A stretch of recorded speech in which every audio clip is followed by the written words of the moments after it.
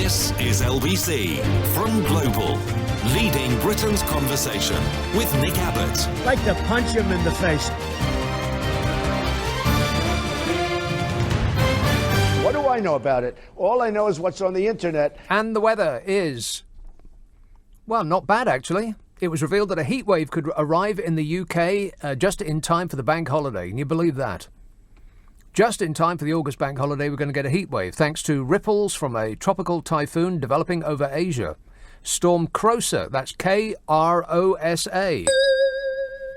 is currently spinning over the Pacific Ocean, will soon hit the jet stream over Japan, wherever that is, eventually bringing high pressure to Britain that could bring an abrupt end to recent thunderstorms and downpours. We appreciate it, Storm Krosa. Thank you.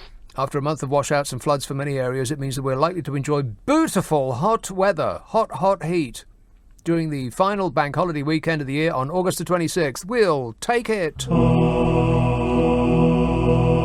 The Met Office said that high pressure would increasingly dominate the weather over the British Isles towards the end of the month. About blooming time. August has been rubbish. It means we're likely to enjoy beautiful weather over the bank holiday period, says the Met Office. Longer spells of dry and sunny weather and temperatures above average for August. You hear that? Above average. However, yes. Well, don't get too upset. This is a brief, however. Weather experts predict a washout this weekend with up to 40 millimetres of rain in some areas and more thunderstorms across the UK. The average rainfall for England in August is only 69 millimetres, and we're going to get 40 millimetres in one weekend. And you multiply by 5 and divide by 9 and add 32 to convert, so 69 millimetres times 5 is it's like 318, and 318 divided by 9 is 9, it's a 3, 1, it's like 28, and 28 and 32 is 70. Wow. We normally get 70 feet of rain in August. Can you believe that? No. However, by the middle of next week, parts of the UK, particularly in the south of England and Wales, are expected to see a return to warmer conditions experienced last month. Finally. And by Tuesday and Wednesday next week, we should see things settling down. And Western England and Wales should see some better weather. High pressure is due to build in the south by the end of the month, and we should be heading back to more seasonable weather conditions, particularly in the southeast. But not you, Glasgow. Listeners in Glasgow will get their own weather. Affirmative. I'll check while you wait. Well,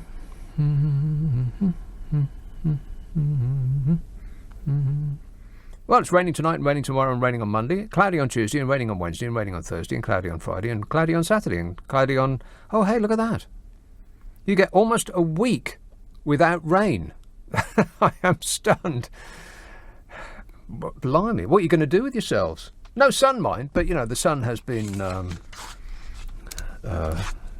overpraised. That's not the phrase I'm looking for, but, you know, there or thereabouts. Let me wipe up some of these messages from last night. Tony says, if Brexiteers think they were being bullied by the EU, just wait until America asset strips us. This says Abbot, which is a bad start. Abbot? Be polite! Says, you might well have been to Luxembourg, but I can trump that because I've been to Liechtenstein. Nonsense. There's no such place. Andy says, Brexit will make us less influential in the world. We shall be too small as an independent nation to compete with any major trading bloc or nation such as China and India and the EU and Brazil, the USA, or countries that we sanction, like Russia. Becoming an American satellite nation will be our only real option. Oh, Struth, we're going to have to crawl across the carpet and bark like a dog. We're going to have to be Donald Trump's pet. We're going to have to replace Melania in that role. What do you think about that, Melania? I don't care. Not remotely bothered. Omar says, Nick, I admire your patience when you deal with some of these callers who absolutely do not know what they're talking about. Well, now, come on, people. Let's not start picking fights amongst each other. And William says, DJ Abbott, can you play Highway to Hell by AC/DC and dedicate it to the likes of yourself and James O'Brien and the rest of the EU numpties? The EU numpties that want AC/DC. Rock and roll! No! You don't deserve it. Meanwhile, Ken Clarke is going to save us. Conservative former Chancellor and Father of the House, Ken Clarke, said last night that he would be willing to become the caretaker Prime Minister to stop Britain leaving the EU without a deal on October the 31st. He's been put forward as an alternative to Jeremy Corbyn as a caretaker Prime Minister, despite the fact, as pointed out by someone on my show last night, that Jeremy Corbyn does actually look like a caretaker. No one would employ Ken Clarke as an actual caretaker. He looks like he'd be asleep if anything went wrong, and probably wouldn't know how to use a mop. The Tory former Chancellor declared that a government of national unity would be necessary because he believes the country is now facing a crisis similar to the 1930s recession and 2 world wars. Blimey. Steady on there, Ken. That might be a little bit over the top. Hundreds of millions of people probably won't die. But it is a crisis. I mean, what else would you call the pound sinking in value by a quarter? And Ken Clarke could become our next unelected Prime Minister, because that's how we do it these days. Because MPs want to stop a no-deal Brexit, and they're considering putting forward a motion of no confidence in bozo Boris Johnson. Does anybody actually have confidence in Boris Johnson? Negative. I mean, that seems fair enough. A motion of no confidence. I don't have any confidence in him to do anything other than amuse. It's, the problem is that those MPs who are part of the resistance can't agree on who should be their leader. It's like in Star Wars. The Rebel Alliance. They can't decide on whether to pin their hopes on Luke Skywalker or Jar Jar Binks. Pick one. I mean, there's people in hedge funds trying to crash our economy for their own benefit because they're betting against the country. I'm not making that up. It's actually happened already. Hundreds of millions of pounds have been won because we tanked after the referendum. And they bet again. They bet the house on it, knowing that they'll cash in if our country suffers, which sounds treasonous to me. They're betting on us suffering again, just like they did just before the referendum, when they made hundreds of millions of pounds, when the pound sank after we voted out. And meanwhile, that's going on, and our saviours are fighting with themselves over who gets to be the hero. Oh, fabulous. They want to displace Boris Johnson from Downing Street through a vote of no confidence, but they can't agree on who should replace him. So they're having a stand-up row with each other. Jeremy Corbyn says, me. But the Liberal Democrat leader... this should be a pop quiz. Liberal Democrat leader. Anybody? Anybody at all? Jo Swinson. She said no. Well, right, but what's it got to do with you? What's it got to do with you, Jo? She said, how about Ken Clarke or Harriet Harman? I mean, that is pretty bold for someone that nobody had heard of before last month, and most people haven't even heard of now. Now that she's in charge of the 3rd biggest party in the country. Yeah, sorry, Nige, it's not you. I'm a nutcase. The Nigel party is not the 3rd biggest party in the country, as much as you would like it to be the case. And what did Ken Clarke say when he heard his name had been put forward? Did you read that? Did you read what he said when somebody had said, hey, have you heard what's going on? You're going to take over? He said, I've been away and I haven't been following the news. You've got no idea. You believe that? He said now he's back, he would be willing to step in. Oh, well, thanks very much. I mean, we don't want to interrupt cocktail hour. Don't want to get in the way of your suntan and your complimentary pina coladas. How about if we promise to put your towel down on a sun lounger? Would you mind stepping in? We're sinking over here. He said, I've been taking part in... he said, I haven't been taking part in any talks with anybody for the last fortnight. He says, I've been on the phone to one or two people in the last couple of days just to find out what the devil's going on. That is an excellent question. I'll put it more succinctly. What the hell is going on? Yeah, no idea. Search me. What with this and the tangerine scream in the White House, I think this planet is actually part of an intergalactic blooper reel. When worlds go wrong. And they're calling it a plan to get a government of national unity. You know, because the whole nation is itching to become united again. Ken said a government of national unity is just one of the things that might be called for.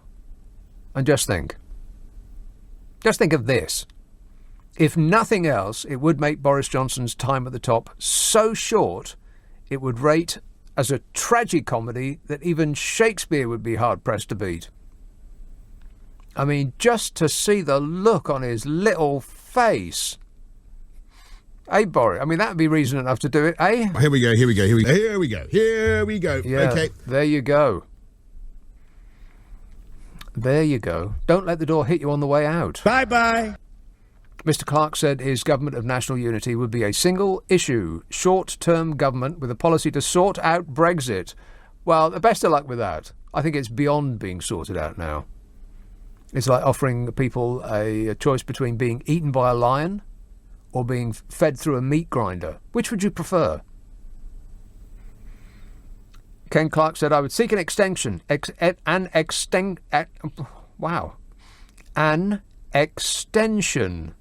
Go at it slowly, if at first you first fail. Oh, my God. See, it's getting to me.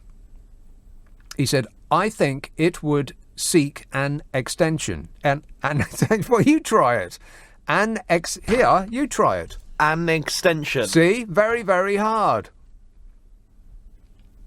He said, actually put together a mandate for discussions that the majority of the House of Commons could approve of, and a mandate that the Europeans would not resist, such as staying in the customs union, staying in regulatory alignment, keeping our free flows of trade and investment, protecting our jobs and our key sectors of business and agriculture in this country.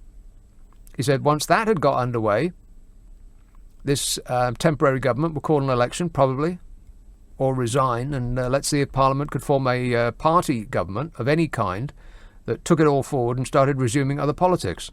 There you are. That's all there is to it. What a way to run a country, eh? Dreadful. 0345 6060 973. You can text 84850. Email nicka@lbc.co.uk. And if you're on Twitter, it's at LBC. Friday and Saturday night at 10, Nick Abbott, LBC. This is LBC. LBC with Nick Abbott. Call 0345 6060 973. Tweet at LBC. Text 84850. This is absolute tosh. 0345 6060 973. Scott says, Nick, you are the solid reason I don't go out on Friday or Saturday. You save me money. I get to sit back on the Xbox or study and chill with my doggies with a cup of tea and listen to you. Doggies? Is that a euphemism? What is it? What's a doggy? You're a young person. What does what does a doggy mean in slang? I have no idea. No, we've got no idea. It's probably illegal. Want to score some pot? Step away from the ashtray. Cameron in Bolsover says, are these all compliments? Because I'll get embarrassed. I can't read that. Thanks, Cameron. And let's go straight to the insults. There's got to be some in here somewhere. Don't you worry about a thing. I'll find them. Meanwhile, here's a call in Weybridge. Hello, Jennifer. Hello. Thank you so much. I haven't laughed for 6 months, maybe longer, maybe several years. Why? What's been up with you, Jennifer? Don't tell me. I just think it's hilarious, the things you were saying. Mr. Johnson is a complete and utter popinjay. Popinjay? Yes, look it up. Well, you've sent me homework now. Good. Oh, homework. Well, what does popinjay mean? A conceited liar. Oh, right. Well, don't sit on the fence. No, I should perhaps A vain or conceited person, especially one who dresses or behaves extravagantly. Well, yeah, I think that's about right. Yeah. Wait a minute. Or I've been in utter misery or for several years. Or a parrot. Oh, a parrot! Not bad. So you've been upset for years.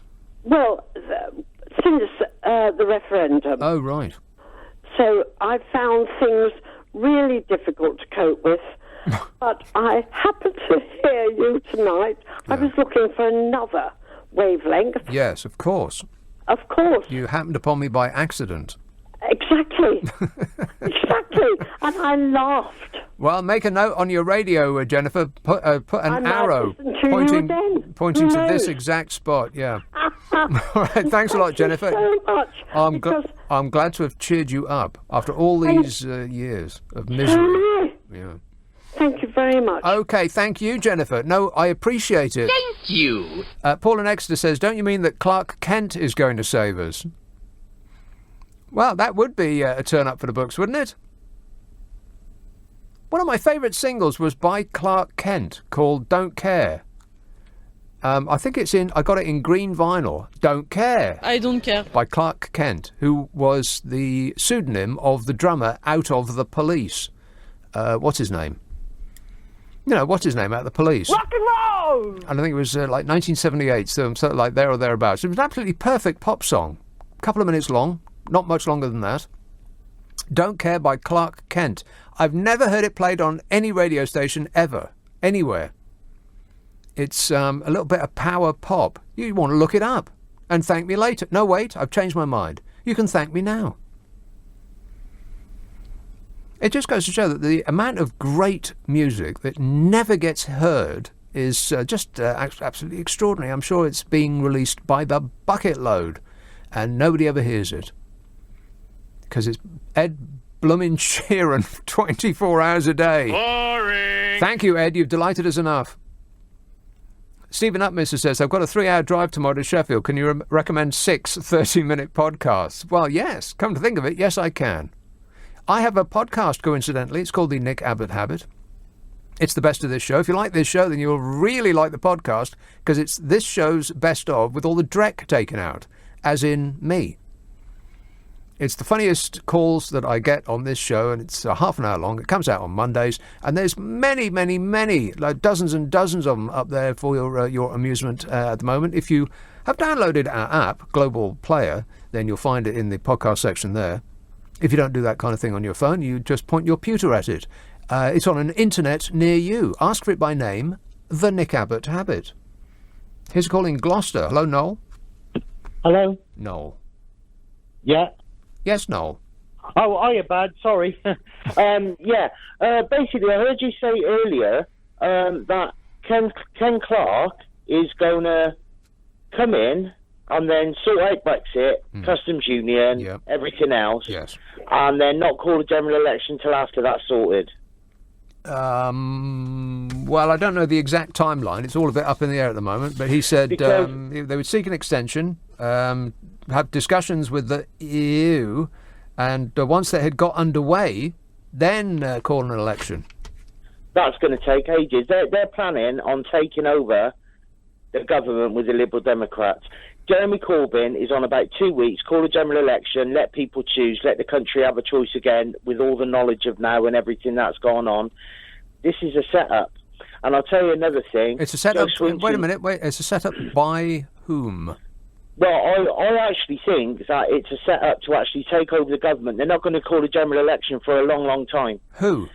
Ken Clark. Oh, right. You think that he's got designs on staging a coup? Basically, yeah, along with Swinson. And another thing to think about as well is that Joe Swinson's probably going to lose his seat to the SNP next time. Well, I will not think about it. As well. Chucker's going to lose his seat to Labour. They're fighting for their jobs. They ain't putting the country first. The only person that can sort this out... Oh, please don't say it. Please don't say it. Yeah, is... No. Because he's sat in the middle. No. You can't have a Remainer or a Leaver sorting this out. You have to have someone who's in the middle. Oh, OK. Who are you talking about? I thought it was going to be... I'm a nutcase. Who? No. Jeremy Corbyn. Jeremy Corbyn. He's sat in the middle. He's compromised. He's willing to put it back for the people. He wants to bring. He's tried for 2 years to bring the country together. Has he? Yes, he has. Well, he should try harder. Well, I know he should. But he is. But if you've got just a Remainer and you've got someone like them, they're just going to stay in power, and they're just. I mean, basically, Ken Clarke's idea is what Corbyn's been asking for the last 2 years. When Kenneth Clarke's put it to the vote, the Liberal Democrats abstained, and it lost by 3 votes. And now they're going to go in and try and take over. So when you've got Brexiteers in there now, then you'll have Remainers. Nothing's going to get sorted. You need someone sat in the middle who has been trying to compromise. And who isn't going to be there long. These people are going to be in their ages. But that's what Ken Clarke is. But that's what the Tories are saying, that Jeremy Corbyn won't leave. That he is. That's absolutely rubbish. He has intentions on staging a coup. No, that is absolutely rubbish. It's all just right-wing propaganda. At the end of the day, I doubt he'll even move into number 10. He'll stay where he is whilst he's interim and calling a general election. You know, I think he'll let Boris rent it for a while, you know. And at the end of the day, you know, I'd rather trust him than these lot, because, you know, they're playing for their jobs. That's all they're doing. Swinson's gone at the next general election to the SNP. Chucker's gone. You know, and that's what they care about. At the end of the day, you can't have Remainers take over in a coup against Brexiteers. The country is going to go mad. Right. You've got to have someone who's sat in the middle. I think the country's going to go mad whatever happens. But when you say sat in the middle, you mean somebody who hasn't really expressed a preference one way or the other.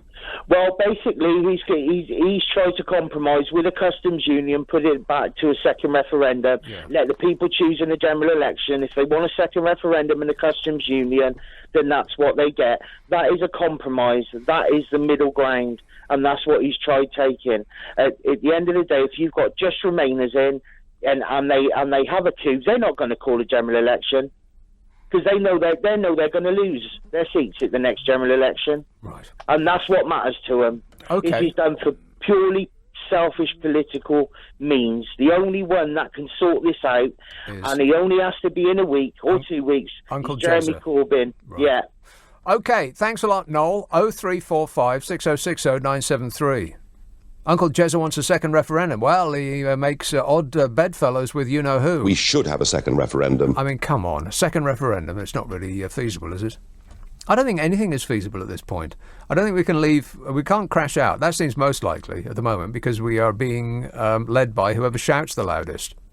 And you-know-who shouts the loudest, what with the whinging and the whining and the moaning. Whinging and whining and moaning. And so I think that people have just given up. It's like, oh, God, I can't stand it anymore. We don't care if we do die. So maybe that is just because people have just had enough. If I hear the B word one more time, so we don't care if the entire country bursts into flames, flips upside down and sinks. We just want it to be over with. Like right now. We mean it. And so that's, I think that's the most likely thing that's going to happen. Because can you imagine if it got delayed? I mean, a delay, more talking about it? It just doesn't bear thinking about, does it? So I think that's where we're at now. We've just been pummeled into submission by the people that shout the loudest. By, people who have a certain bellicosity. Top marks David Lammy, by the way. I know I mentioned this yesterday, but he slapped down Uncle Nige, who was like 12,000 miles away, but I bet his chops were stinging. Put a sock in it, you bellicose toad, he said. I just laughed out loud when I heard that. I'm still laughing now. 0345 6060 973. You can text 84850. Email nicka@lbc.co.uk. And if you're on Twitter, it's at LBC. Friday and Saturday night at 10, Nick Abbott, LBC. Oh, look, it's 10:30. The news headlines with Zora Solomon. The search. Abbott on LBC. Call 0345 6060 973. And I can't stand him. 0345 6060 973. Stephen tweets, I just listened to that pop song that you mentioned by Clark Kent on YouTube, but I'm sorry to say I just don't care for it. Well, the one called Don't Care. I think he's trying to be amusing. And Wendy in Fulham says, I thought Ken Clark was the real name for Superman. No, Wendy. Superman costumes do not come in Ken Clark's size. I think you'll find that that's true. Paul says, no way a second referendum. We are a democracy. Well, it's a pretty odd democracy when you're not allowed to change your mind based on the new information that comes your way. I mean, that is the mark of a sophisticated democracy, ain't it? It's the mark of a grown-up, actually, that you can change your mind based on new information that comes your way. I mean, it'd be pretty weird if you didn't, wouldn't it? Kinsella in Berkshire says, Comrade Abbott. Oh, God, that started badly, isn't it? Comrade Abbott, Brexiters aren't delusional. Remainers are. Don't these... All right, grip onto something firm, everybody, because it gets rocky from this moment in. Don't these daft cretins realise that the overwhelming majority of countries in the world aren't even in the EU? And they continue to trade with other nations just fine, says Kinsella. This farce will only end when Ramonas admit their ignorance and finally accept reality and give their egos a night off.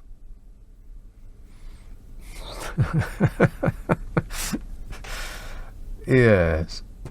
Westminster. Hello, Ken. Good evening, Mr. Abbott.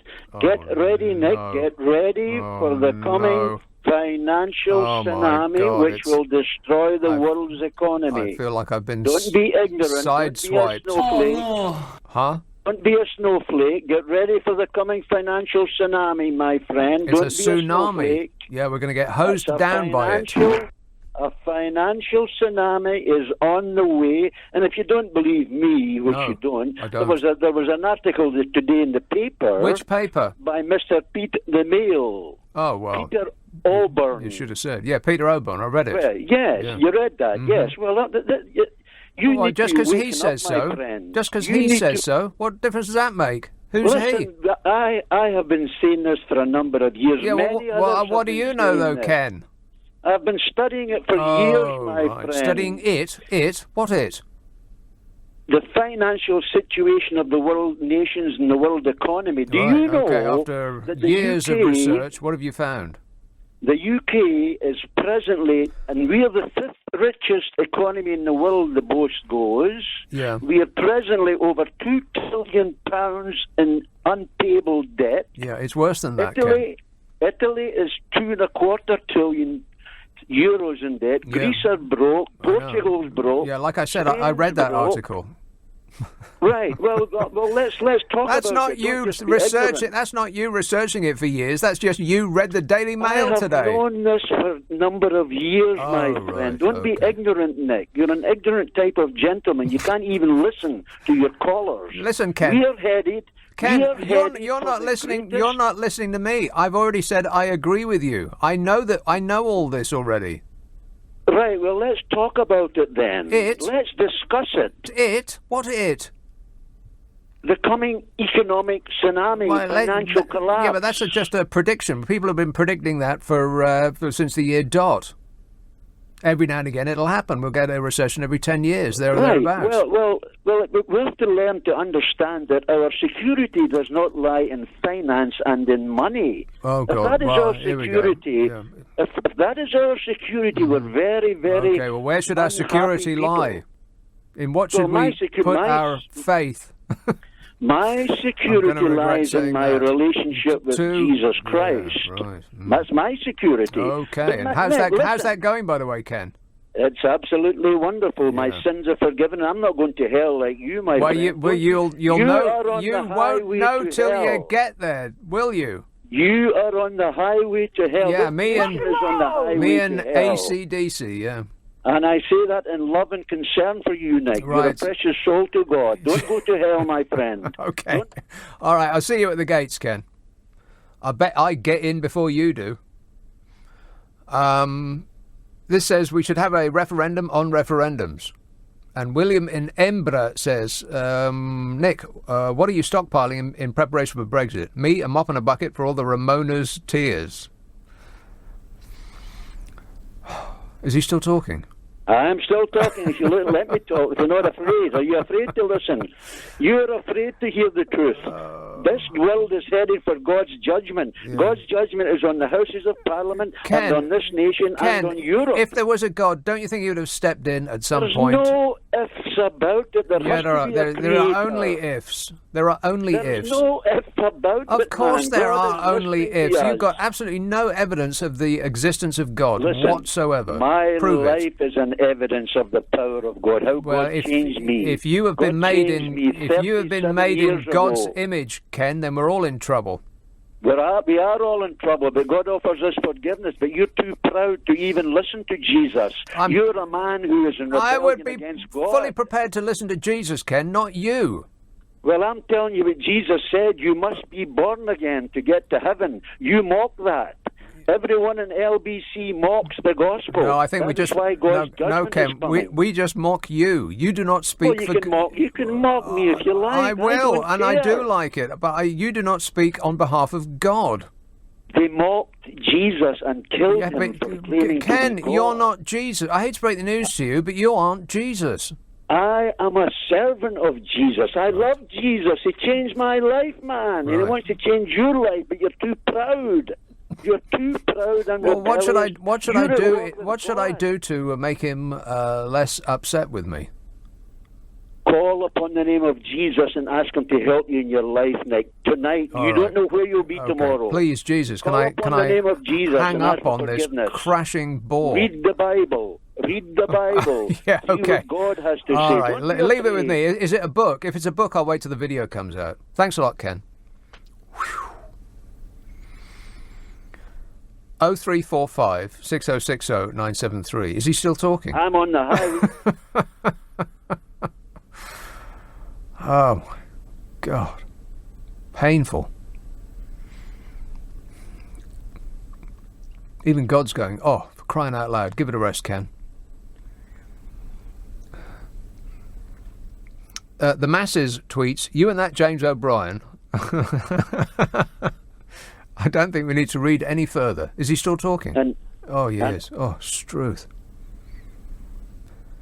Joe texts, Ken for interim PM. Don't be ignorant, Nick. I refuse not to be ignorant. I wear my ignorance like a badge. Is he still talking? I'm still talking. Okay, I'm gonna invite you to leave. Can you just leave? Don't be afraid. Don't be afraid. No, I'm not afraid. I'm just. It's just. One day, Nick, just you are tedious. going to die and meet Jesus, man. Well, I'll die, though. That is absolutely true. You know, when people like you talk, all I'm hearing is. Yeah. Does that ring a bell? 0345 6060 973. I've got to move on for the sake of my sanity. Sophia, Bloomsbury. Hi, Nick. Oh, Nicholas, which do you prefer? Oh, my God. Can I put you on hold, Sophia? Not 2 in a row on the Nicky Abbott show. Let's try Slough. Vince. See what this one's like. Nick, hello, mate. How you doing? All right? Yeah, I think so. Well, this Ken guy, didn't he used to be in Dad's army? We're doomed. We're all doomed. Yes. He's a bit like that, isn't he? A little bit. Now, listen, this Brexit thing is really getting on my tip. I've got to tell you. And Jeremy Corbyn, well, I'll tell you what, if he becomes the interim Prime Minister of this country and a government of unity, fly me to Guantanamo Bay and waterboard me every day for a month, because can't be doing with him. I really can't. And you know why? He's got a beard, and that really bothers me. Yeah, I think if he just smartened himself up a bit. Do you know what I mean? I mean, he always looks like he's some dishevelled sort of professor from a polytechnic. Yes. Well, he looks like he's on the Open University. And I'll repeat the line that somebody sent in yesterday, that actually, come to think of it, he does really look like a caretaker. He is a caretaker. Maybe he's, suited for the job. I think he's got overalls and everything. I think he's and a mop. Yeah, I think he wears them underneath his suit. Well, that and amongst other things, I should think he does. Now, the other thing is that the Houses of Parliament and the Houses of Commons, I think we should get them all to come out in single file, and there should be somebody there to slap every one of them around the face and say, "Do your job," because they're really irritating me. Now, can I just check? Is the slap part absolutely necessary? Well, we could taser them, I suppose, or beat them with a stick or something. I don't know. Oh, he's just turned it up to 11. Tasering, you say? Okay, then. They can't make a decision. Nobody can agree with each other. It's the most frustrating thing for people. I voted to leave. Wished I hadn't now, because the amount of times I've heard that. Oh, honestly, I just want to go out and buy some razor blades and cut my wrists. It's just gone on and on and on. Yeah. It's boring. Well, you say that, but it is actually fascinating. You can't say that we are not going through a dull or an interest. You can't say this is double negative. You can't say we're not going through an interesting period in politics. I mean, the whole world seems to be shaken up like a snow globe. Well, look at what we've got. I mean, you've got Sturgeon the surgeon who wants to break up the union. You've got Jaffa the Hutt, the other side of the Atlantic, with his dodgy haircut, doing all sorts of stupid things. We've got Bojo over here, who's just a bumbling mess. Yeah, see, it's like the Muppet Show. You know what? I think we should get rid of the Commons and put the Muppets in there. Here's a good idea. Why don't we electrify the benches in the Commons, and everybody at home gets their own remote control, and we could just give them a zap every time we don't like what they say or do. I think that's a fantastic idea. I think they should wear those pants like that they used to wear on Big Brother, and every time somebody did something, you could just zap them with the pants. I think that would be fantastic. Yeah. Okay. Well, I want you to install it. Yes. And then we'll split the proceeds 50-50. What do you say? I think it's a fantastic idea. Let's market it now. Okay. It's a deal. We'll be millionaires. All right. Thanks a lot, Vince. 0345 6060 973. Finally, this show is starting to make sense. Nick Abbot on LBC. Hang about, Nick. Listen. Now, what I'm trying to say to you is this, Nick, right? Here's Chertsey. Hello, Tony. Oh, hi there, Nick. Tony. Actually, it's not Chertsey. It's Jesus. My servant Kevin tells me that you need some help. Did you say Jesus? Yeah. Right. You're calling from Jesus? No. I am. Oh, you are Jesus. Calling from Chertsey, yeah. Right. Finally, you're walking among us. Yes, I have been for some time. Oh, you've been here all along? Yeah. You've just been busy? No, I was resting for a while. Oh, resting. Right. You were on holiday, I understand. Well, no, more asleep. Oh, asleep. Okay. Yeah. Well, you're fully awake and alert now. Yes, I thought it was well. Welcome along. Just to make sure that everything's going okay. Yeah. Well, I'm not funny you should ask. I'm particularly worried about this Brexit lot. Yeah. And I wonder how many of you people have heard of. Well, that sounds borderline racist. What does that mean? You people? Well, I don't consider myself. Oh, no, I see. People. Right. Do you mind if we drop this? Because somebody's bound to get upset. Oh, okay. Now, who would that be? I wonder.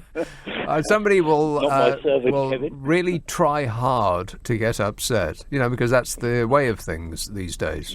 They'll want the spotlight swiveled to them, and everybody will start paying attention to them if they Complain. Whinging and whining and moaning. Yeah.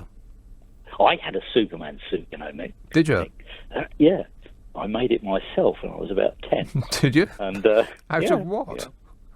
Well, out of a jumper and sort of, how did I do the S on it?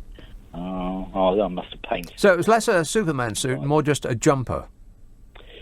Yeah. Of course, if you're 10, then your imagination takes over. I mean, you're practically flying through the air just thinking about it. Yeah. Well, I used to read all those Marvel comics. Yeah, why not? And Superman was amazing, absolutely amazing. The things that he could do, and I think it went on even better with some of the films, particularly that one where he went round and round the Earth and made time change. Yeah, that was interesting. It's hard to believe that actually happened, but it's right there in the film, so I suppose so. Yeah. Well, it did actually happen in terms of the film. Must do. Here's one for you then, Nick. What do you think time is? Wow. You've just blown my mind. Groovy. What is time? What would your instant response be? Well, fairly. Time meant nothing, never would again. Let's do the time warp again. Ah, right, that will do. That's not so bad. Yeah. I like it. Now, can we talk about Brexit? How about, I'll do the David Bowie lyric. Go on, man. Time flexes like a bleep, and I can't read it. I can't do any more of them. It's a particularly rude lyric. Oh, I've not heard that one. Yeah, it's on Aladdin Sane. I shall have to look it up. Yeah, do As that. I was trying to look up the Nick Abbot habit. But trying? It does seem to be quite difficult to actually get to it. Why? It seems to be... Well, where were you looking it up? To do. Well, in the smartphone. Ah, so you're looking it up in the global app, global player? Yeah. Right, well, scroll down to... They've hidden it. If you scroll down to global original podcasts and then swipe way over to... The last time I looked, it was way over to the right. Uh-huh. And you'll find it at the end there. I'll try again then. Good. Or you can just point your computer at it and just Google it. Other search engines are available, but nobody ever uses them. No, well, I did try Google. That's what I was using.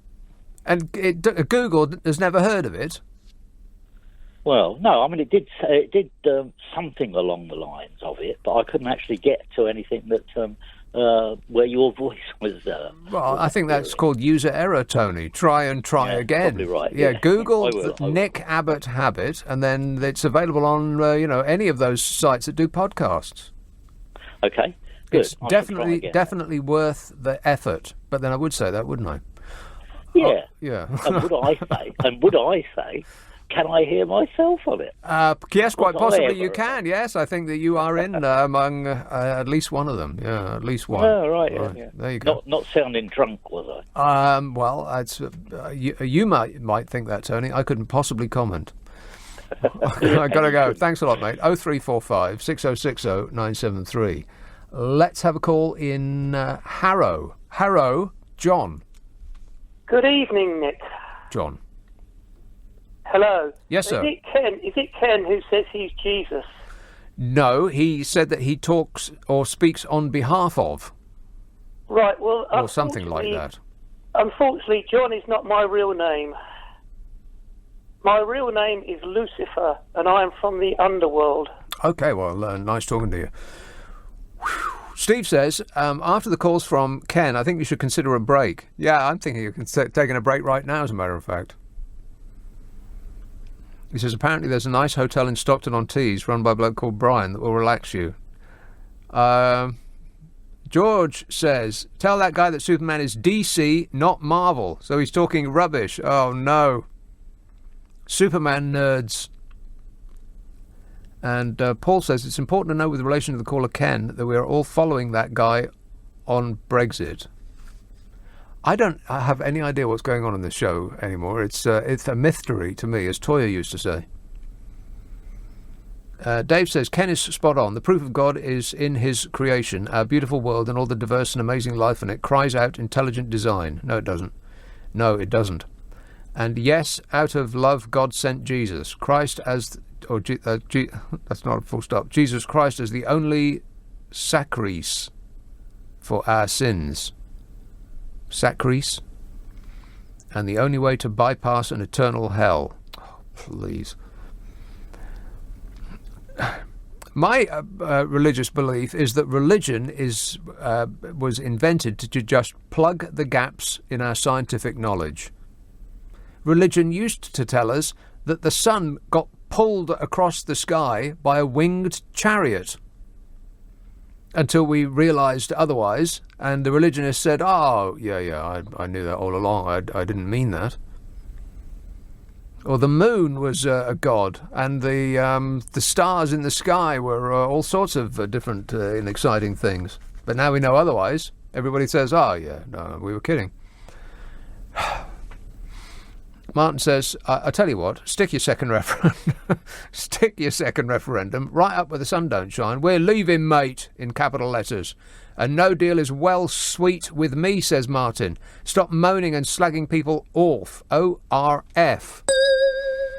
And have some faith in our nation and people, you defeatists. Oh, my. See what I mean by we're just being led by whoever shouts the loudest? He has absolutely no idea what he's talking about, but it doesn't prevent him from having a strong opinion. We're leaving, mate. A no deal is well sweet with me. Well, what do you mean by that, Martin? What is it about a no deal exit that is sweet with you? What particularly are you looking forward to that would come with a no deal exit specifically?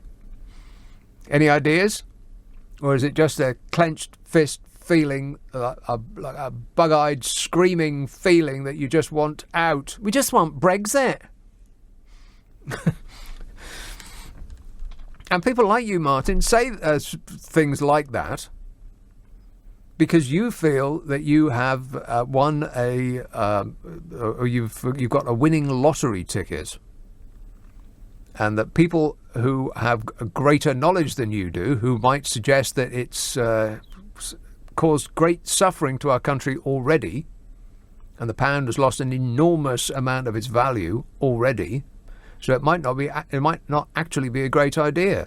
But that flies in the face of your idea that you do have clutched in your fist a winning lottery ticket, because that is, I mean, it's you should not feel shame for that, because that's what you were promised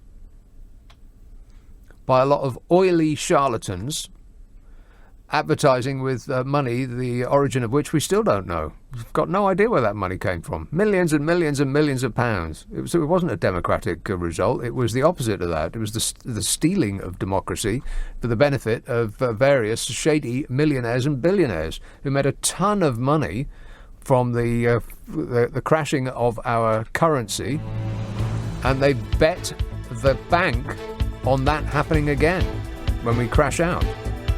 And so their little scheme depends on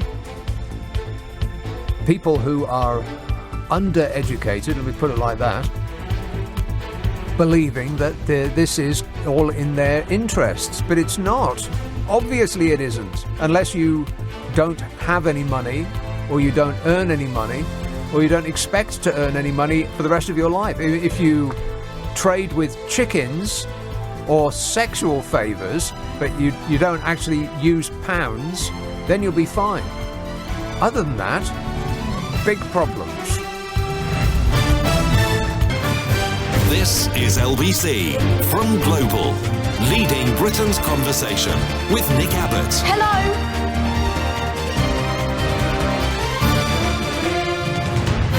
He's a great guy. He's a good guy. He's a good person. Cream on top of jam. Disgusting. Ugh.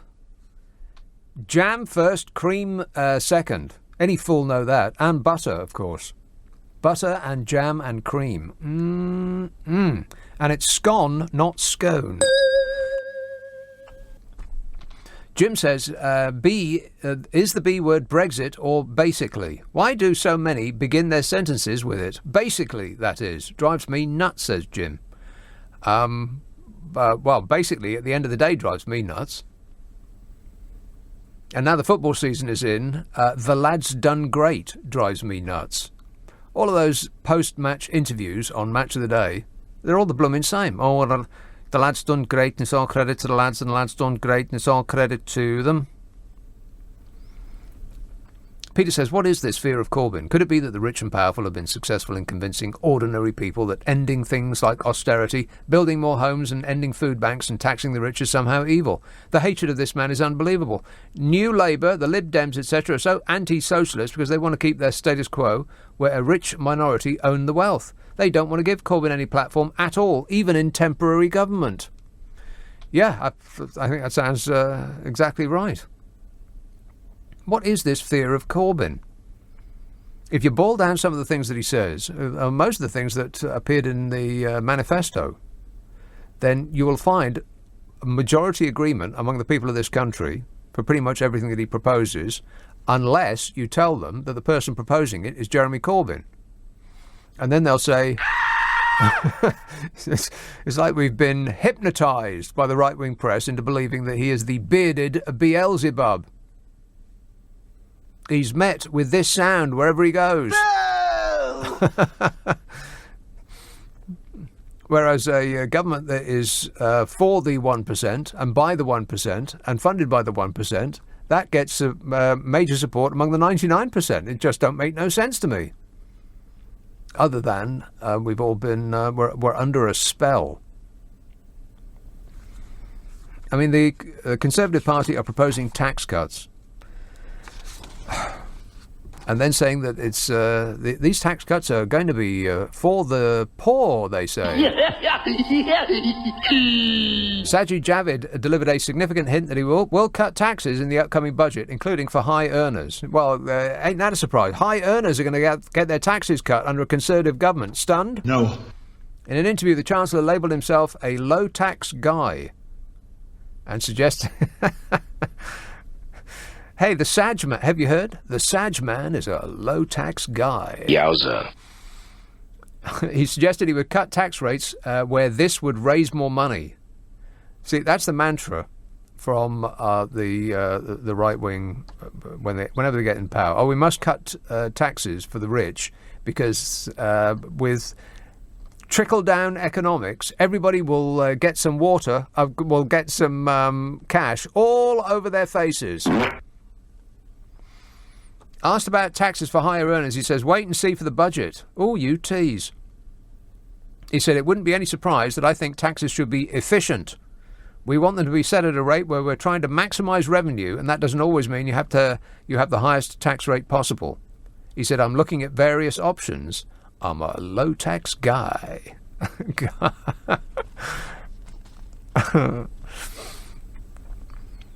Oh, please. It's not the tax rate that's the thing. It's the amount on which that rate is levied. If you earn £10 million a year and the tax rate is a very generous 10%, well, who would object to that? Apart from the person who has to write a cheque for £1 million. Ain't no one wants to write a cheque for £1 million, even if it only represents 10% of your income. And so it's not the amount that's the thing. It's the amount that it's levied on. Sajid Javid suggested tax cuts for higher earners during his bid to become the Prime Minister.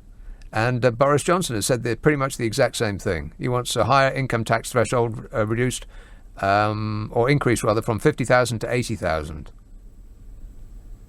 All tax cuts benefit the rich more than they benefit the poor, because the rich earn more, so they get to save more.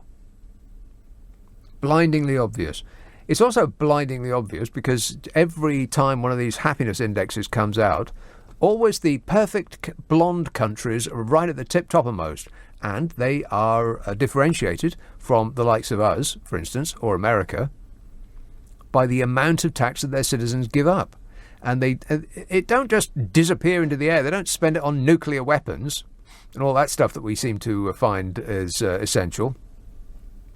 They spend it on caring for the citizens that feel happier because they have the safety net of an excellent care system. Whereas we spend less on care, I think, than any other country in the Western Hemisphere. There was some statistic came out just recently that said that or thereabouts. Low spend on care. Here it is. One moment, please. Britain spends less on social care than nearly all the other countries in Western Europe. There you are. You see, I was completely correct in every respect. Affirmative. We're ranked 10th out of 12 comparable nations, with the level of state social care spending half of that of Norway and the Netherlands. Norway and the Netherlands, always the perfect countries. Half. And that's the reason they're so bloomin' happy. It's because they know that they can't fall through the cracks. That they're not looking at an old life of misery because the state has washed its hands of them. If you don't become a millionaire, then it's your bloomin' fault, is the attitude of the right-wing state. You should have been born to richer parents, stupid, is their attitude. It's your fault that you weren't lucky. But these countries, they do ask for more in tax from their people, and what they get back is, in short, happiness, which is what we're all, which is what human life should all be about, isn't it? I mean, you don't get to go around again. This is not a rehearsal. If you don't maximise your happiness this time around, you ain't got no second time around. So it would be more sensible to enact a policy that increases happiness for all people, right? I mean, that's not a hippy-drippy thing to say, is it? That doesn't make me a loony, bearded tree hugger, does it? But we don't do that, do we? We think, well, if we get to scrimp and save on our taxes, and by extension, of course, we will have to reduce the care in the community, and we'll have to reduce the efficiency of, or the excellence of the NHS, and we have to take police off the streets, and all these other things that you can't afford if you don't tax people. Then that equals less happiness. But we think we'll get more money and then we'll be happier. But each individual gets a little bit more money. And what are we going to do with it? I mean, what would you do with an extra 100, 300, £1,000 a year? I'll tell you, you'd fritter it away on frothy coffee every day when you go to work. A pair of shoes that you'll never wear apart from trying them on inside a shop. A shirt that will remain on the hanger in the wardrobe forever. A more expensive bottle of wine when you go out to eat at the pizza place. You know, all these things that will just come and go and it won't actually make you happy. It'll just give you a little mental tickle when you pay for the shirt at the till. That dopamine will get squirted about your brain. And once that's gone, once that little high is gone, then the depression will just come sweeping back in, which is why you went to the shop in the first place, to try to make yourself feel better. Well, wouldn't it be nicer, wouldn't it be better to follow the lead of the countries who have happier people? But I guess that's just me. Enfield, hello, Tony. Hello, Nick. Yes, I'd like to comment on 2 points, one on religion, God, and obviously Jeremy Corbyn. I disagree with one of your previous callers. They're attacking him because he's got a beard. This is how conditioned we are by the right-wing press. It's all anti-Jeremy Corbyn. We've had 10 years of chaos, a meltdown in our hospitals and prisons, no police on the streets, 3 million British children live in poverty, and Jeremy Corbyn is coming from the opposite direction, and what do? Attack Jeremy Corbyn. Well, can I just interject there? He isn't helping. I agree with what you're saying, but you have to meet people halfway. People don't like beards. They just don't like them. Think of any famous actor with a beard. You can't do it. No. But anyway, off the subject of this, how we're conditioned by the right-wing press, your previous caller on Jesus, I'm an atheist, and if I've got it wrong and there's a judgment day, you know what I'm going to do with this God? I'm going to get him in a headlock and bang his head on the nearest tree and tell him to get down here and sort this lot out, because he did it. He created this lot, apparently. Weather conditions, earthquakes, tsunamis. I think that God will probably have jiu-jitsu skills, Tony, and you'll be lying in a crumpled heap on the ground. That would be, I think that's how that would work out. Anyway, we've got to vote for Jeremy Corbyn. The country's crying out for Jeremy Corbyn, and maybe when he gets in office, and I think he's going to be the next Prime Minister, I'll send him a Gillette razor blade and we'll ask him to have a shave. Yeah, okay, good work. Thanks a lot, Tony. A Gillette razor blade, you say, without mentioning brand names? Charlie says, I am reliably informed that Boris is a spitting image puppet, but of whom I know not. Isn't spitting image coming back? Did I read that, or was I hallucinating? This says, Steve Abbott. Steve Abbott, I love your show. You make me laugh so much during my 13-hour shift. Thank you, says that anonymous person. And Rightly Wing tweets, I just pointed my phone at the internet, but your casting pod didn't download. Am I doing something wrong, or should I sue you for wrongful information? You should sue me for wrongful information. What's this? So I don't think it's definitely coming back, but the creator says he wants it to come back. I want it to come back. I do as well. But only on one condition, that they get a lot of good writers. Not just one person, and not 2 or 3. You have to have 10. In order to get 27 minutes of highly amusing content per week, you need 10 writers. Just look at how they do it in America. You see those shows like John Oliver and Bill Maher and all the others, the names of which I can't remember at the moment, but all those either weekly or late-night daily talk shows, they have a dozen writers. And they squeeze the funny out of each and every one of them, and then they throw them away and get a new one in. Whereas we, in this country, we have one person, 2 at most, on their own, sitting in some damp garret, clacking out the funny on their typewriter, or whatever is the modern equivalent. And that's why that British comedies aren't funny, by and large. You've got to get a lot of people, by which I mean spend a lot of money. It's all about the money, honey. So yes, by all means bring it back, but you've got to spend some money. Get some funny people in there. Crying out loud. I mean, it seems that this period that we're going through is absolutely crying out for it. I mean, there's so many people that you could be so fantastically rude about on Spitting Image. I think they should do it. As long as you get the writers. Got to get the people in. 0345 6060 973. You can text 84850. Email nick@lbc.co.uk. And if you're on Twitter, it's at LBC. Friday and Saturday night at 10, Nick Abbott, LBC. This is LBC. LBC with Nick Abbott. Call 0345 6060 973. Tweet at LBC. Text 84850.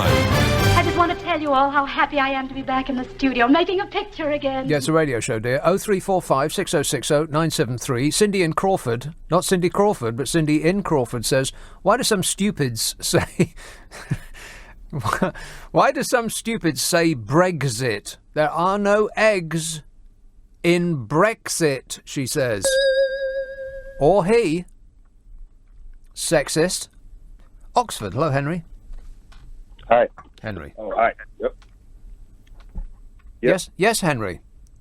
Oh, yeah. So, you've been talking about other stuff. I'm on about a reason for evidence of God. You still want to talk about that? Well, there is no evidence of for the existence of God. So I can suggest some, if you would give me a chance. Well, you can't, but you could try. Go ahead. Suggest, obviously, I can suggest. You can say it's not evidence, but I can suggest that it is. Right, well, before you say anything, it's not evidence. Whatever you're about to say isn't evidence, but go ahead. Well, I'm going to suggest it is. So let's first find out what we mean by God. What are we talking about when we say God? So I can give evidence when we establish what God is, right? What God is? Blimey. Talk about starting with the difficult ones. We have to, innit? You can't establish God, and I can't establish God without finding out what God is, right? So, what's God? Basically, according to everyone, we can agree it's some sort of conscious being. Yeah. Right. Well, if we can all agree, then let's skip past that bit and go to the evidence part. Well, Evidence for what? We need to know what I'm trying to give evidence of. Well, you just said that everybody agrees what it is. Yeah, one of the things that everyone agrees on is that it's a conscious being of some sort. Okay, right? so where's the evidence? And the other thing is we got to establish what it is. So we're trying to establish what God is first, right? So it's a conscious being that created everything. That is the things that everybody can agree that is what we're talking about. Okay, well, there is no agreement on that, the created everything part. On the concept of God? Yeah. So how would you decide? What you tell me what the definition of the concept of God is then, because I don't understand. Oh, I thought we got to the evidence part. Okay. You need to know what we're trying to give evidence of. Okay, well, let's assume that we all agree on what it is. Let's get to the evidence part. I can't wait. All right, so we've got a conscious being that creates, you know. The evidence part of that is me being a conscious being, because I'm part of the universe, you are part of the universe, and everybody is part of the universe. Right, so like I said, that's not evidence of a higher being. Let me explain. You haven't even let me explain the point, and then you can tell me it's not evidence. Let me finish explaining it, and then you can say it's not evidence. Yeah? So, boom, there's consciousness in the universe. Consciousness is a part of the universe, as all physics will tell you. Everything in the universe is all the same thing, just seen in a different way. Just the same energy, just... Physicists will tell you that everything is the same in the universe, just seeing it a different way. Really? Yeah, it's all energy. It's all the same energy. You know, the Big Bang happened. It's all the same energy, just interacting with each other in different ways, different frequencies, different vibrations. If you're talking about subatomic particles, they're all the same. We're all made out of the same things, atoms. Yeah, and those are all made out of the same things, you know, electrons, protons, neutrons, and that's all made out of the same things. At the smallest level, everything is made out of the same thing. Yeah, it's all just energy. Yeah. That's physics. We are stardust, we are golden. Yowza. Yeah, I won't even talk about the stars. We keep it even smaller than that, subatomic particle level. Yes, but can we get to the evidence part? So, consciousness is a part of this great big thing, because we're all the same thing, and consciousness is a part of this thing. Yes.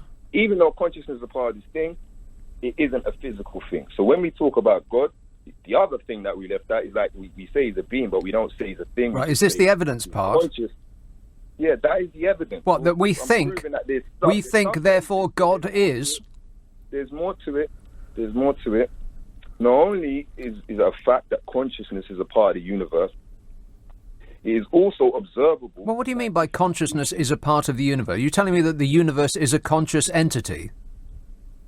Well, I'm saying consciousness is one part of the universe. It is a part, and all of the universe is basically the same thing. It's basically the same thing. That's completely untrue. All of the universe is not basically the same thing. It is all energy. It is. That's physics. It is all energy.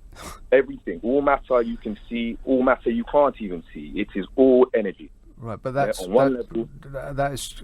No, that's facts. That's science. Well, it's not science, and it's not fact. It sounds like something you just made up. I didn't make that up. Okay, well, where's the evidence part? Crying out loud. I've been listening to this for, it seems like forever. This is my point.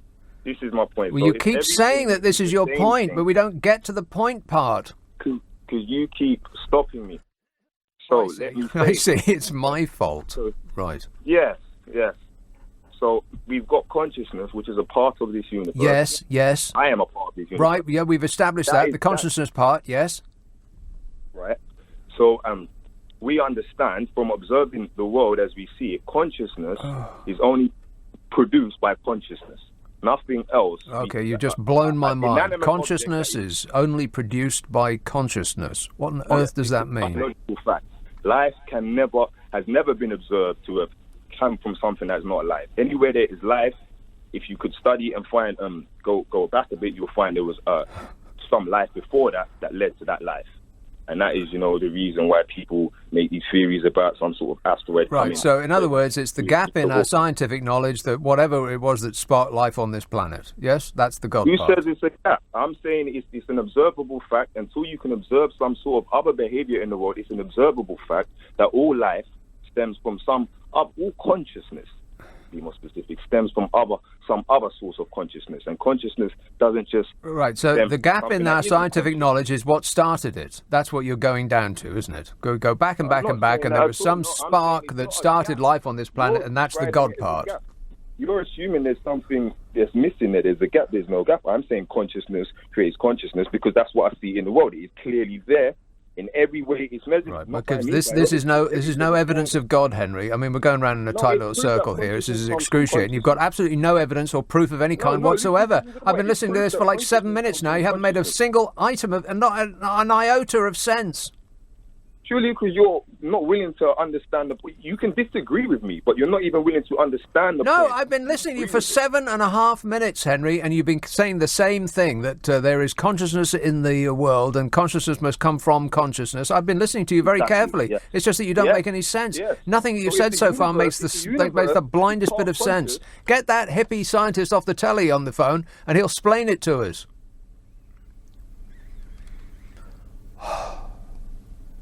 It's absolutely... please don't call in and tell me that you have evidence of the existence of God, because there is no evidence. That's the faith part. That's what faith means. That's why it's faith, because there's no evidence.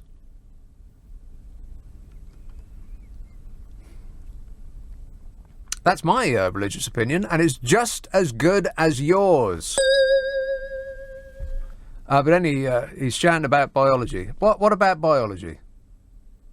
Yeah, it's a biological accepted fact that life can only be seen to come from life, which is just another way of saying consciousness. Right. So in other words, if you just wind the clock back, then whatever it was that sparked life is the God part. Yes. Well. So in other words, it is the gap in our scientific knowledge, which is what I said right at the beginning. And you said no, that's not it. And then we took a giant detour through the universe, back to the dawn of time. And then we came hurtling back through space to this moment when it was, what you said at the beginning. God, we could have saved 100 billion years if you'd just agreed with me at the beginning. Anyway, peace on you, Henry, and I hope you have a happy life in this and the next life. Jan in Lincolnshire says, I myself personally dislike I myself personally. And Timothy West is an actor with a beard. Right, which one's Timothy West? He's not the guy that shouts a lot, is he? Oh, that's Brian Blessed. Yeah, he's a guy with a beard as well. Yeah, action, I'm talking about not bit part players. I don't mean people who are, character actors, because they will just get hired to do a character who has a beard. No, I mean stars. Movie stars, the people with the name above the film. Any of those have a beard? No. Of course not, because people don't like them. So if Uncle Jezza could just smarten himself up a bit, then people might not take against him so. Because some of the things that he says, people agree with. Unless you tell them that it was Jeremy Corbyn that said it, and then they say, oh, no, well, I don't agree with that. Nick says, did you hear about Donald Trump insulting a supporter who he thought was a protester? First calling him fat, pot, kettle, but worse, the protester told the news that he still loved the president. Proof positive there is nothing Trump can do that would cost him his supporters. Well, don't be so sure. Because there was a poll that came out on Fox News, which is the President Trump's personal news outlet that just trumpets every single little thing that he does. And it's not very good for Fat Donny. So I might come to that in a minute as well. 0345 6060 973. You can text 84850, email nick@lbc.co.uk, and if you're on Twitter, it's @LBC. Friday and Saturday night at 10, Nick Abbott, LBC. It's 11:30, the news headlines with Zora Sullivan. The search for This is LBC with Nick Abbott. Well, the whole world's gone crazy. Yeah, I think so, yeah. Jan in Lincolnshire says, Nick, no, I read that. Jim says, Nick, I just found your podcasts more easily by just typing your name in the search bar within the Global app. Much easier than all that swiping. Well, you know what? During that break, I did try doing that, and it absolutely blooming well works. If you go to Global Player, that's the app that we've got with all the stations and the podcasts and all of that. We do so many podcasts, it's quite hard to find mine. But if you just hit that little, what do you call it? What do you call the that looking glass thing that makes things bigger? A magnifying glass. Yeah, magnifying glass. If you just click the magnifying glass symbol up there and type my name in, then it will appear as though by magic. 0345 6060 973 St Albans. Hello, Frank. Good evening, Nick. Frank. Great show, mate. Thanks. You are absolutely a legend, mate. I've got to pay you a compliment tonight. The speech that you gave 20 minutes ago, mate, I know I've been holding on the phone for half an hour, mate. I'll take my hat off to you. You were spot on what you said. What was I saying? Absolutely spot on. I know you've got people about religious, Brexit, this, that. Nick, we've come to a situation now where you can walk out of your front of your house. You don't even know. There's no communities no more. There's no interacting who lives 5 doors down. It's all Brexit, Brexit, Brexit. We've got a big problem in this country. The law, underfunding police, prisons that are basically overcrowded, kids going out there with knives. Nick, you know what, mate? I come from an Italian family. You know what I mean? My parents are Italian. I was always brought up. I've never been arrested. I've never had a criminal record or anything like that. Right, we found one, ladies and gentlemen, as somebody who's never been arrested. Can you believe that? Yeah, no, Nick, it's true. Is that because you've never been caught, or? No, Nick. The fact is, like, when I was we always used to go out and do a little bit of scrumping when we were little. Oh yeah, well, you who didn't? Yeah, who didn't exactly? You know what I mean? And that was having a laugh. Do you know what I mean? But when we used to get caught, mate, the fun finished. Yeah. You used to get a good kick round the hero by your dad and all that. And I'm only 48. And 48 years old. I know, mate. Thank you. But if you've got a button there to give yourself a little round of applause, you should get one tonight, mate. Okay. All right. Thanks a lot, Frank. Another satisfied customer. 0345 6060 973. Lenny in Liverpool called in to alert you to this story. Workers had 3 options: attend Trump's speech, use paid time off, or receive no pay. Oh, isn't this the Shell people? Donald Trump went to do one of his demented speeches, his stand-up routine, where he just says the same things that he said in his last demented speech over and over again. In fact, he says the same things multiple times within the same speech, like he's forgot he said it. I'm going to build a wall, lock her up, all of that. So he goes through his routine, acting like Benito Mussolini. And it just goes on and on and on. And that's okay if you're one of the drooling yeehaw fans and the Make America White Again hats. But if he happens to be showing up at your factory and the employer says you have to show up, and furthermore, in order to get paid, there's no complaints, no protests, you've got to sit there and sit up straight and smile. I don't know about the smiling part. Then that really, that sort of puts a whole new perspective on it. Too much bleeping perspective. This is from CNN. Workers at the Pennsylvania petrochemical plant where President Donald Trump... That's never going to sound right, does it? President Donald Trump. You are going to love President Trump. Less and less every day. President Donald Trump spoke on Tuesday at this Pennsylvania petrochemical plant, and the workers there were told that if they didn't attend the event, they either had to use unpaid. I thought it was unpaid time off. Have you missed something out there, or did I have false information? Well, that's what they've put as their... OK, then. But it is CNN, and we know that they're fake news. If they didn't attend one of Donald Trump's demented yeehaw speeches, then they either had to take time off or receive no pay for the day. At least some of the workers who attended the speech were instructed not to protest the president, who told the crowd of workers at the Royal Dutch Shell plant that he would be imploring their union leaders to support his re-election. Well, there's, bad news, Donny. People are finally getting it. It took a while. The latest Fox News poll about the 2020 presidential race shows President Donald Trump in trouble against every top Democrat challenger tested, which is new news. And the names include Joe Biden, Kamala Harris, Bernie Sanders, and Elizabeth Warren. Huh. Well, I am stunned. What's your strategy for that, Donny? There's no strategy. I have no strategy. There's zero strategy. And that's a Fox News poll. They're his personal fan TV station. They love him. They love him so much that he watches them morning, noon and night. They will say something on Fox News 1 minute, and Donny will start tweeting it as government policy the next. It's like they're working him as a dummy. You know, a dummy. Trust me, I'm like a smart person. Yeah, like a smart person.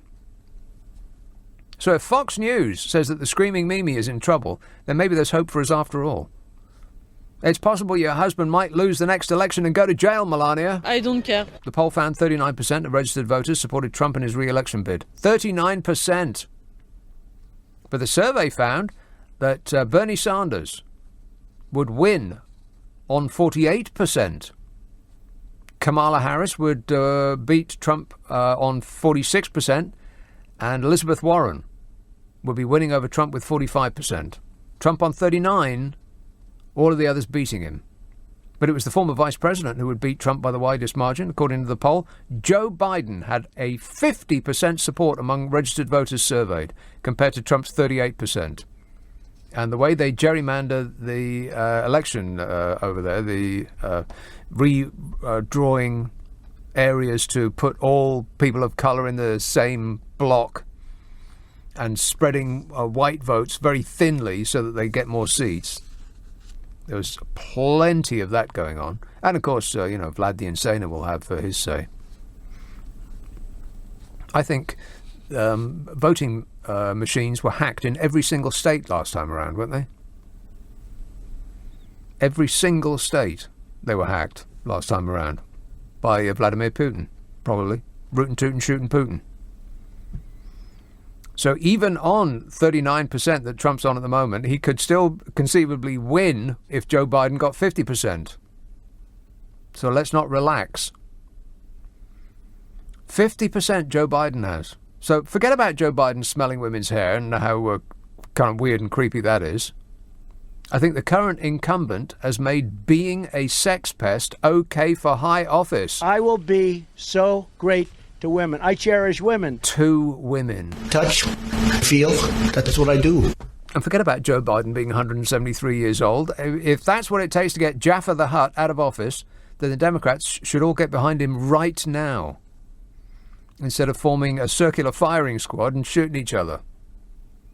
And in a similar way, if the Patriots that want to save this country from a Brexit that will only favour those that are betting against our economy, while being even more ruinous to the rest of us than it has been already, then they should pick a leader and get behind them and stop this circular firing squad stuff that seems to be going on at the moment.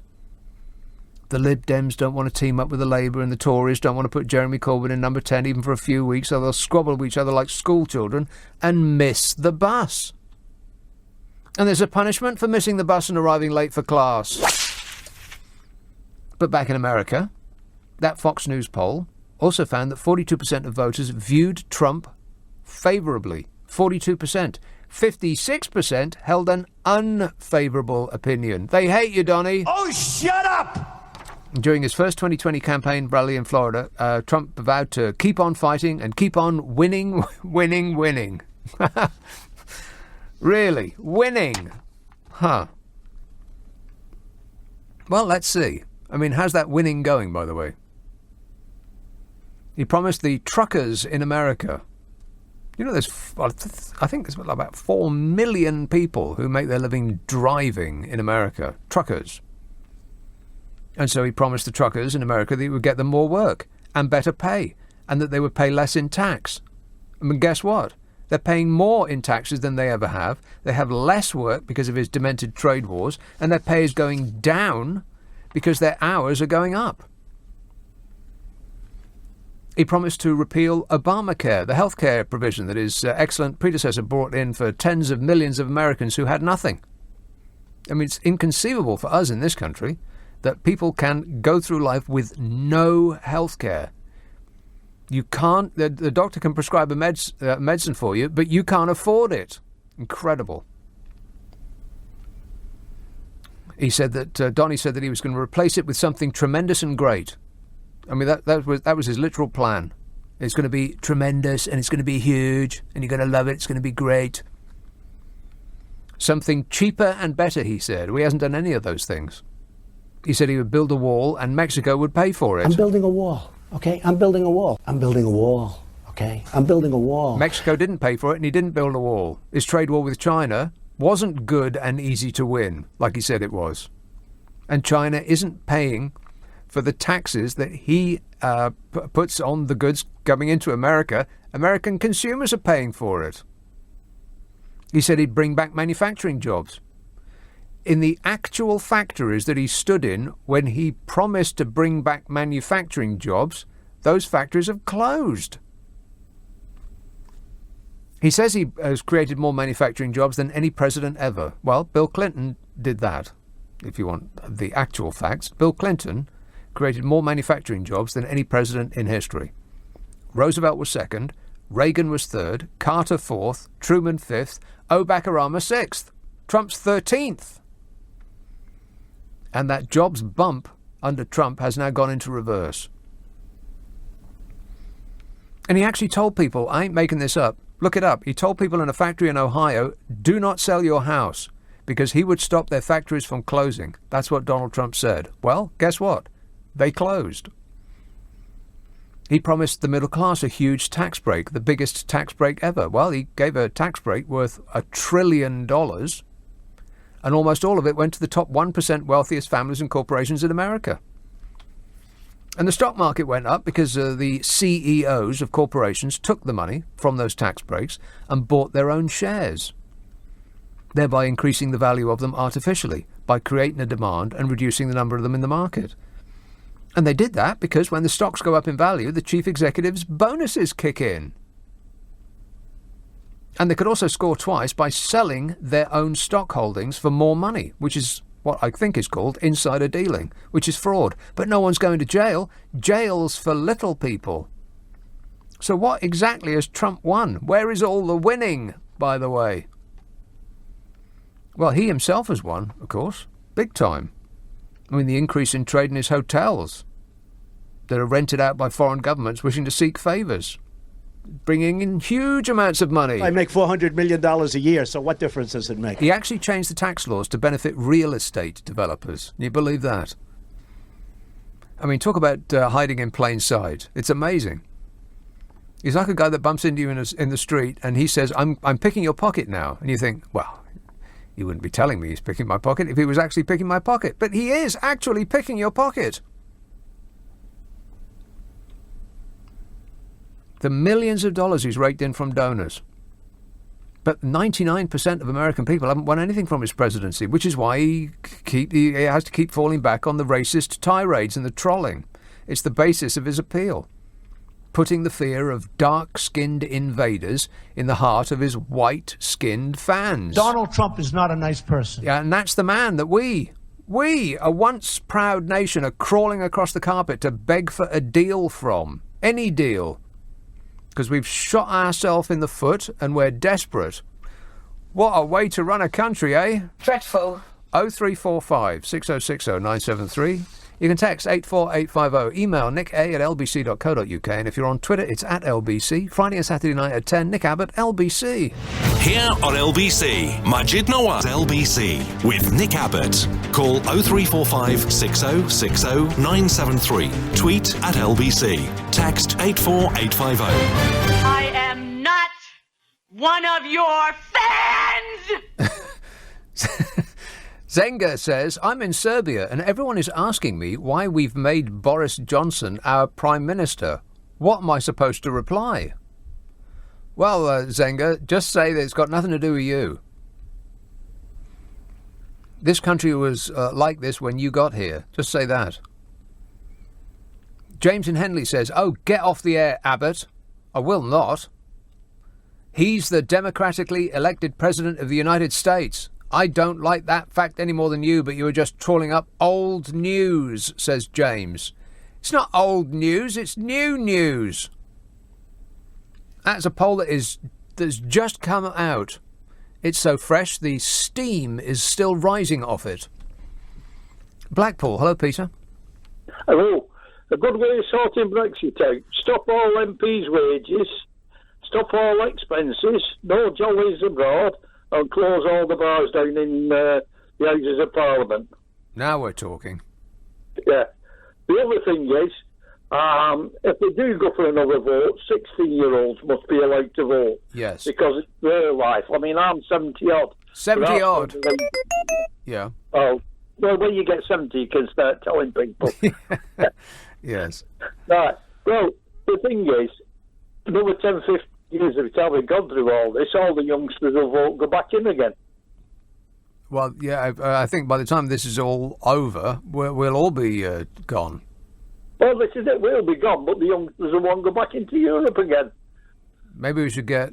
somebody suggested that we should start a rejoin party. We'll leave, but then immediately we should rejoin, and then everyone will be happy. Well, also, like I say, if we do go for another vote, 16-year-olds have got to be allowed to vote. Because I agree. It's their life, yeah. And it's not those old ones that are... It's their life coming up, and they should be allowed to vote. Correctamundo. Of course, the 16-year-olds that couldn't vote last time will be able to vote should there be a second referendum, which I really don't believe that there will be. I mean, who in their right mind would want a second referendum? We should have a second referendum. Oh, on one other thing, this fella called God, has nobody seen him? Why are these bishops sitting in the House of Lords? Yeah, I've got no idea. In my mind, they have absolutely no business being there, but that's just my opinion. All right, thanks a lot, Peter. Good work. 034, stop their wages and stop their expenses and stop their booze.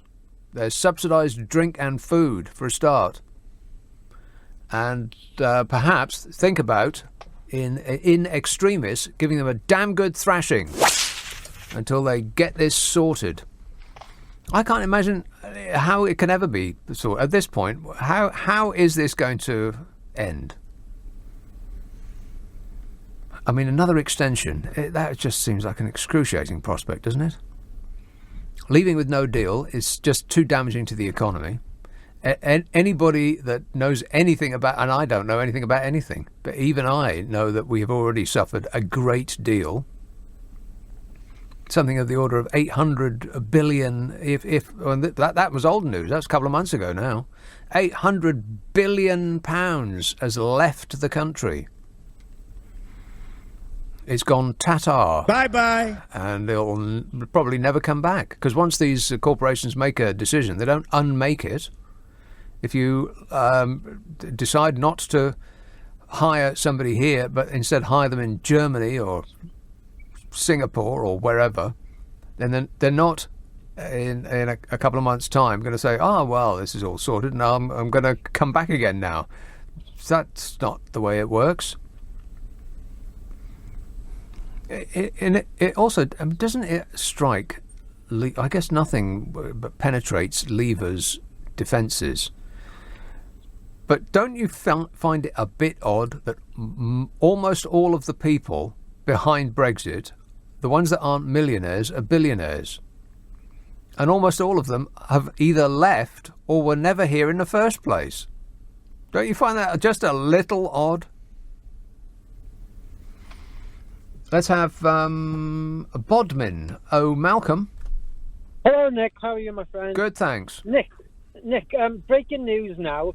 Boris Johnson is to tell Angela Merkel and the French president that Parliament cannot... Whatever his name is, yes. Yeah, Macron, that Parliament cannot stop a no-deal Brexit. Nick, I've got a couple of points on a social science experiment for you. Please do this now. You'll have the whole of your audience listening live.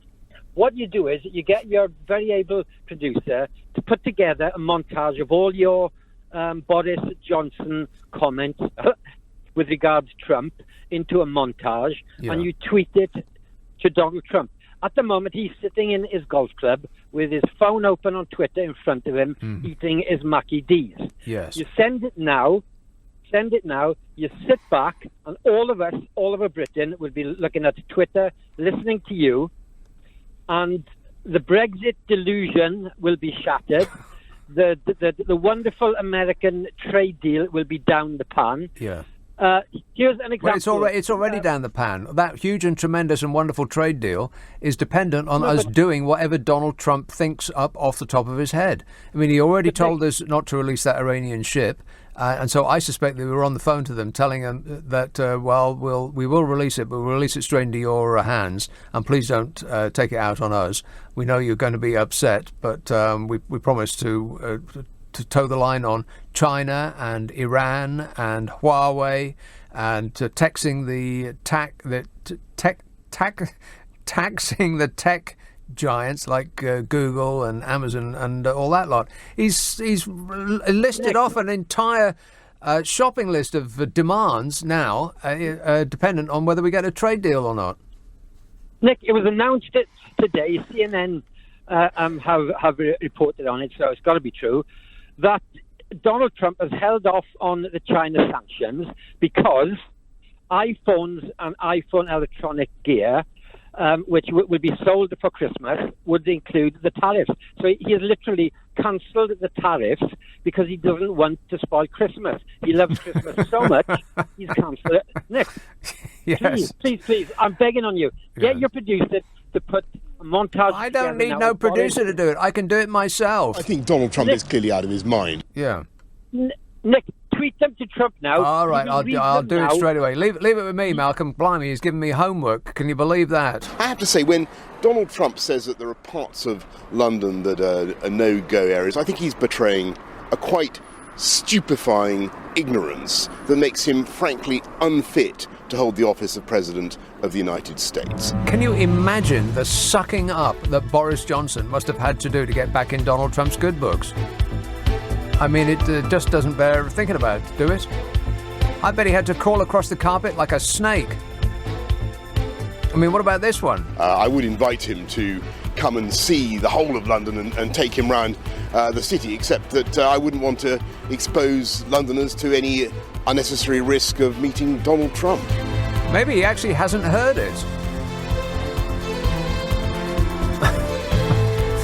It is possible. This is LBC from Global, leading Britain's conversation with Nick Abbot.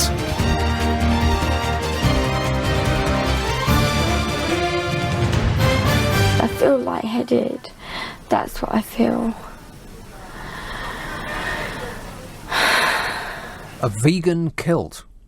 No animal was murdered in the making of that kilt. I bet it tastes a little bit like chicken. Richard tweets, when Clinton and Obama visited the UK, they were met by crowds of adoring fans. When Trump visited the UK, an exclusion zone was put in place, extending as far as the M25. He is that loved. Yeah, they had to take him here, there and everywhere, baby, by helicopter, didn't they? They didn't want to take him anywhere by road because of the adoring fans that would have greeted him there. Dion says, why do LBC presenters whinge about American presidents? I woke up this morning and I'm sure I hadn't moved to the USA, says Dion, so it's none of my business and it won't make any difference to my way of life. Oh, please. How can you be that daft? I'm sorry, what's a polite way of saying daft? The person that we are desperate for a trade deal with won't make any difference to your way of life. Okay, Dion. Roger says, Trump will only be around for another 5 years. The bleeping EU will be irritating us for decades to come. I think it's the other way around, Roger. I think that we are the ones doing the irritating. Mitchum, hello, Benson. Hello, Nick. Thank you for granting me this audience. Okay. I'm not a very intellectual person, but I do know my A to Z according to the Americans. Sorry about that. I just want to talk about Brexit. Yeah. I think, the UK, will lose their respect in the world if they fail to deliver Brexit. Will lose our respect in the world if what? In a way, because they are the strongest who preach democracy, in the world. Can we go back? You're saying that we'll lose respect in the world if they fail to deliver Brexit. If we fail to deliver Brexit? No, they will lose their respect. Yes. Sorry for my accent. Don't mind my accent. Well, I do know. Well, I'm just trying to make sure I'm hearing this right. So you're saying that we will lose respect in the world if we fail to deliver Brexit, or of if we? Course, absolutely. Right. Well, I think that ship's sailed, Benson. I think we've already lost. Let me clarify. Okay. No, you haven't lost it yet. I think we have. No, not If yet. it wasn't for the screaming Mimi in the White House, we would be the laughing stock of the world. No, well, you can say that. Well, you see, that's what I say to you. You are looking at the preview. You are looking at the. We're talking about the present. You are looking at the past. We're talking about present, right? Now, okay.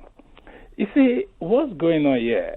Look at what's going on in the parliament now. These are a bunch of... look at the parliament who are democratically elected. They are behaving like kids, because they don't even know what they want. Well, the Prime Minister wasn't democratically elected. He was installed. Well, that's why there should be a written constitution in this country.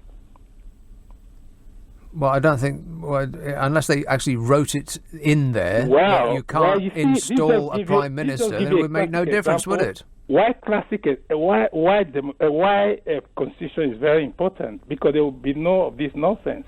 Well, it depends what's written in the Constitution. Well, absolutely. Okay. Now, just look at these MPs. These are people who they don't even care about their who they represent. They care about themselves. But that's not MPs. That's human beings. Well, human being. Thank you. I would take that. Okay, but as I said, I'm not very intellectual, but just a little grab in my head. But I'm not from. I'm an immigrant. Right, don't mind my accent, but I do know my A to Z. You're A to Z. Yeah. Okay, exactly. Which Americans say Z. It's like we call it Z. You're a cab driver. Okay, leave it with me, Benson. I'll try and untangle that later. 0345 6060 973. Gary says, so you're saying what? So are you saying is that the Boris bounce is exactly the same as the Trump bump, i.e., it amounts to nothing in the end? Yes. Yeah, I am saying that. It's and it's all an illusion. Luke in Muswell Hill says, I honestly don't know why people are still so insistent on Brexit. Right from the moment that we voted to leave, the pound went to pot, and the country has been stagnant ever since. Well, that's true. Moving forward, at least our unelected silly head PM has a decent plan. Faith and positivity. Great. I challenge one listener to phone up with a genuinely decent reason for us leaving, because at the moment Brexit is about as clever as Donald Trump, says Luke in Muswell Hill. As clever as Donald Trump. Trust me, I'm like a smart person. That clever. Here's Islington, Lisa Marie. Oh, I told you. I knew. I just said to my friend, I bet you he takes me next. Hi, Nick. Lisa Marie. Right, hello, Matt. I haven't called you for a very long while, so you mustn't you mustn't cut me off like you did to Stacey. She calls too much. So I won't call you again for another 3 months. All right, let's get to the point. Right.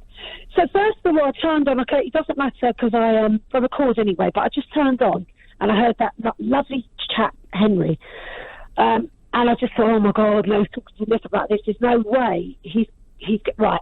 So the words were.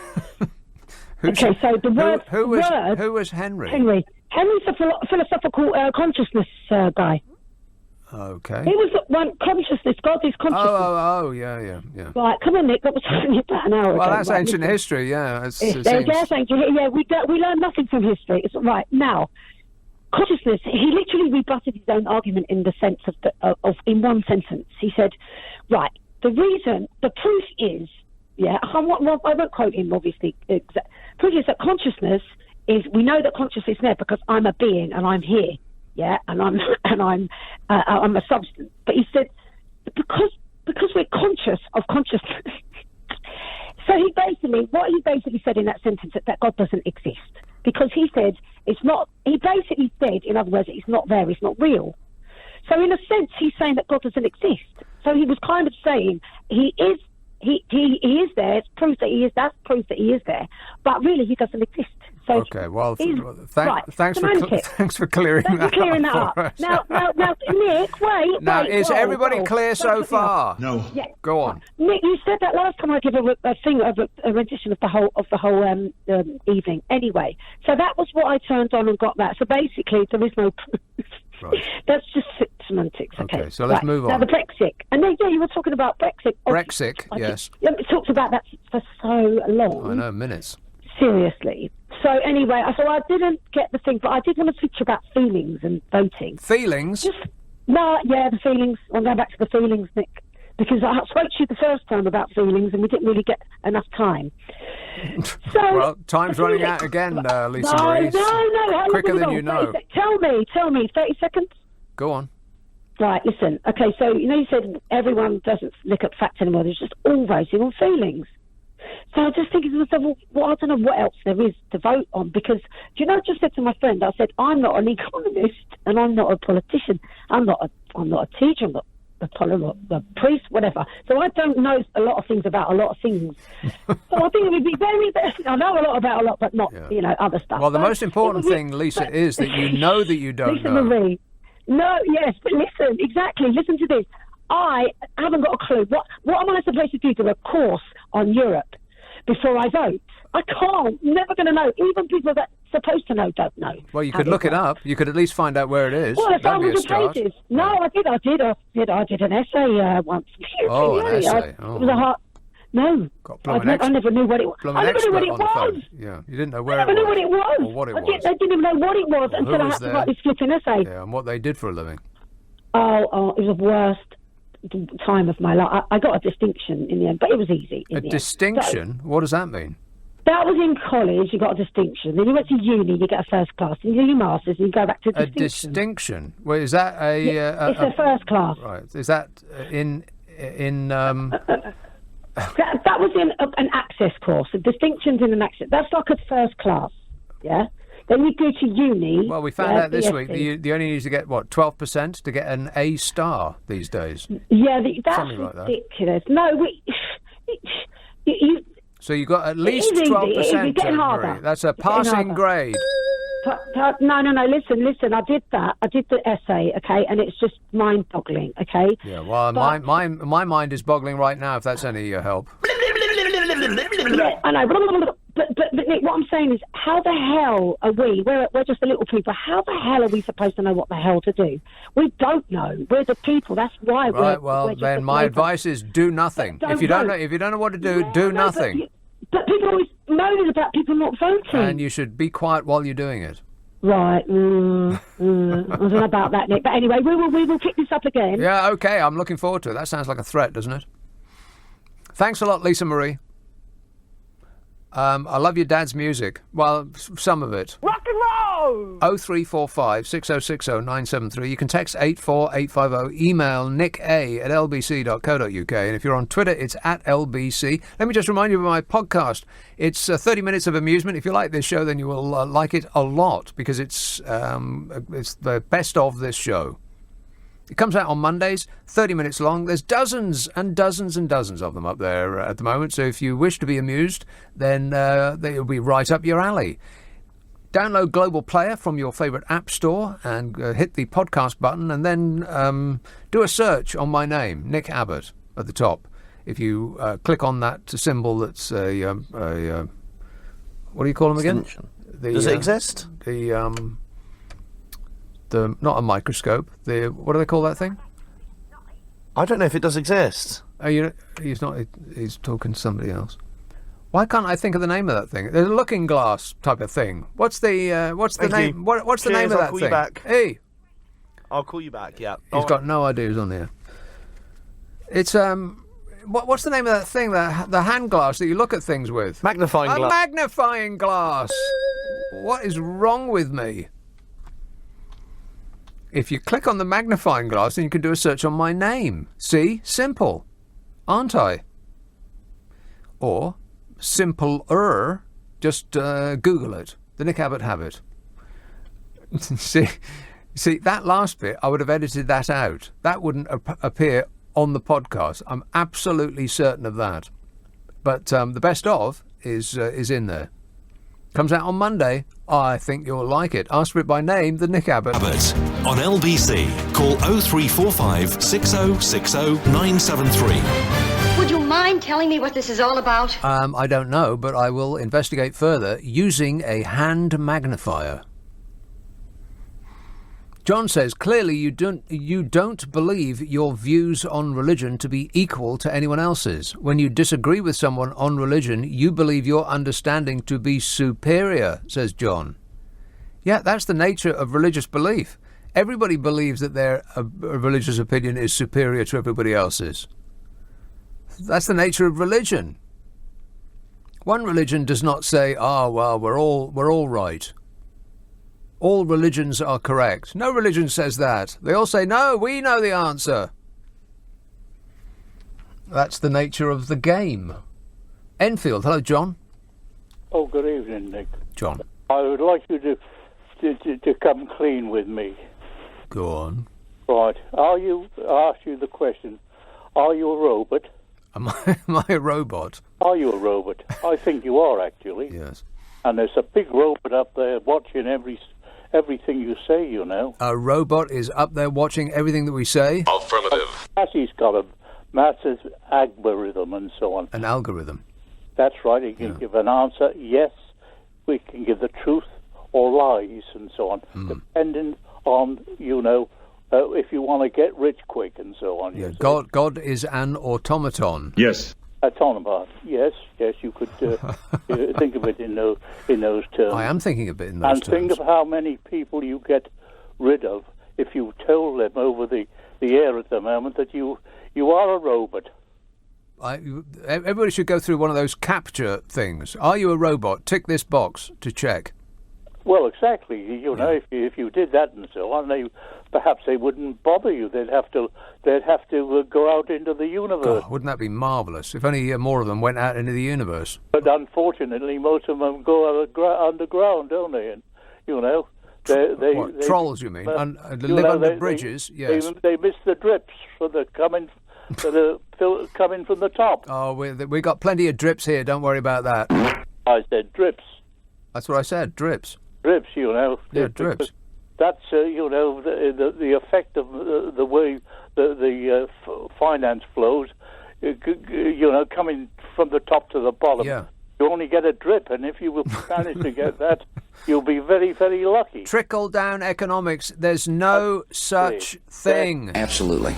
I know there's no such thing. It's a bag of lies. It is a bag of lies. It's precisely correct. Yes. If you look at our Westminster and the rest of the world in those terms, you'll begin to understand how the world ticks over. Oh, that wouldn't be marvellous if only I could understand. On lies and avarice, you see. What? It's about lies and avarice. Oh, right, yeah. Acquisitiveness. Well, to some extent and so on. But acquisitivity. Yes, that can apply to a certain extent. But the thing is, I would pass yourself off as a robot because I'll consider you as such because I think you've got a lot of information in front of you there. Yeah, oh yeah. Will that give me the answer? Yeah, like a computer. Will it prompt me to do so, you see? Yeah. OK, well, you're making a lot of sense. Thanks a lot, John. 0345 6060 973. David Hampstead says, that woman is right. What woman? Most people don't know what Brexit is about. The May deal has 500 pages and we haven't seen one of them. Well, that's true. People say, oh, that Theresa May deal. You remember when Theresa May used to be the Prime Minister of this country? No. That seems like so long ago, doesn't it? We're still not missing you, Mrs. M. Kick off your clown shoes, put your feet up, relax, you deserve it. But, yeah, people say, oh, that Theresa May, that was the worst deal in history. I absolutely hated that deal. Oh, really? And what didn't you like about it? I will ask. And the answer will always come back, all of it. Meaning that they haven't read any of it. Lauren says, a hand magnifier. Isn't that what Trump needs? Yeah, his weirdly tiny, sticky little fingers. Oh, shut up! 0345 6060 973. Did you hear that they dredged up an old interview with his dad? He was eating a hot dog at the time. Not an actual dog, but a hot dog. I think Nathan's Famous Hot Dogs. And one of his friends there was with him at the time, and his dad said he mentioned that Donald Trump was on a plane. And Fred Trump, Donnie's daddy, said at the time, wiping the mustard from his mouth, he says, I hope that plane crashes. So maybe that's some indication as to why the screaming Mimi is so screamy. He didn't get no love. Oh, poor Donnie. Now he's taking it out on us. Not very presidential, I don't think. I can be more presidential than anybody. Well, when are you going to start, Donnie? What's the strategy? There's no strategy. I have no strategy. There's zero strategy. Yeah. 0345 6060 973. Let's have Hull. Hello, Danny. Hi, how are you doing? Good, thanks. Yeah, I've had a couple of points because I've been listening basically since the show started now. Basically. The first one was about the guy who was saying basically, I don't know, he had loads of hairy-fairy ideas about what God was. That made me laugh. Yeah. And the one thing that I don't believe in God personally myself, but the one thing that shocked me as I got older and started to look at, because science has shown us so many things now how the future's going, isn't it? And we've learnt a lot since with DNA and stuff. If you think of the Garden of Eden story, well, science has proved that all of land on Earth was attached at one point in one group, which could be described as one garden. Okay. And DNA has proved that we all go back to two people, which could be Adam and Eve, which is a crazy bit of scientific fact there. That does kind of... Yeah, I think that's one of those scientific facts that you just made up, Danny. What's that? All people go back to... The entire human race goes back to two people. Well, yeah, that's what DNA says. I don't think it says anything of the sort. Two common ancestors. I doubt it. Common ancestors. Two? I very much doubt it. What, we just sprang out of nothing? No, Poof, that's there we were. Says, DNA says we go back to two common ancestors. DNA says... Yeah, that we go back to two common ancestors. Well, where did you read that? The entire population of the world. Where did you read that DNA says that? Well, that's from what I've read. That's what I've. But I'll restate my question. Where did you read it? I couldn't tell you the exact place. Oh, right. I know Okay. that I've read it a few times in a few different places. Yeah, on the History Channel I watched a while ago as well. That said the similar thing. The History Channel. Wow, they really are going back a long way on the History Channel, aren't they? Well, but don't you think it is a bit curious? It's a prehistory. We are all kind of coming from the same place. Yeah, I don't think it's curious at all because I don't believe that DNA is saying anything of the sort. I think we can agree to disagree on that one. But I think I'm sure I'm right on that. Though it just says. Yeah, well, you're probably not right on that. Yeah. All right, anyway, with the trickle-down economics one, that was my second point. Yes. Would you not say, because you say high earners are 50 grand, I don't class that as a high earner. I class that as a good middle-class family doing well. That's not a high earner to me. Well, So Danny, the average wage in this country is half that. Yeah, 25. Right, so But what I'm saying is they're not exactly the rich, are they? At 50 people grand a would year, you're not consider rich. it a high wage. Yeah, that's what it's saying, high earning. But what I'm saying is I wouldn't consider that like a rich person, would you? Well, that's a different question. Rich. So if the lowest paid workers in this country have already had a tax break, so the first 12 grand is tax-free, Yeah. and then the 50 grand, which is the middle class, are now getting their tax break, I don't see a problem with that. Okay. All right. Well, I'll pass that information on. Thanks a lot, Donny. 0345 6060 973. All tax breaks benefit the rich more than the poor because the poor don't earn enough for it to make no difference. I mean, say that they lopped 10% off the tax taken this or the tax rate. I mean, there's an enormous number of people. I don't know exactly how many, so I'll just make it up. 34% of the workers in this country don't earn enough to pay tax, so it's not going to affect them in any way, shape or form. I know it's not 34%, but, doesn't make any difference anymore. It's all about feelings now, baby. Numbers are not in the equation anymore. It's all about how you feel, and that's how I feel. So it's... any cut in taxes is always aimed at the well-off, regardless of what the government at the time states. They have to say, "Oh, this is for everybody," but it's not. Almost all of the benefit accrues to the wealthiest, always. But you shouldn't be surprised that a Conservative government is looking after those who are the wealthiest. I mean, that's their thing, isn't it? I mean, it's not a secret. That's what they do, isn't it?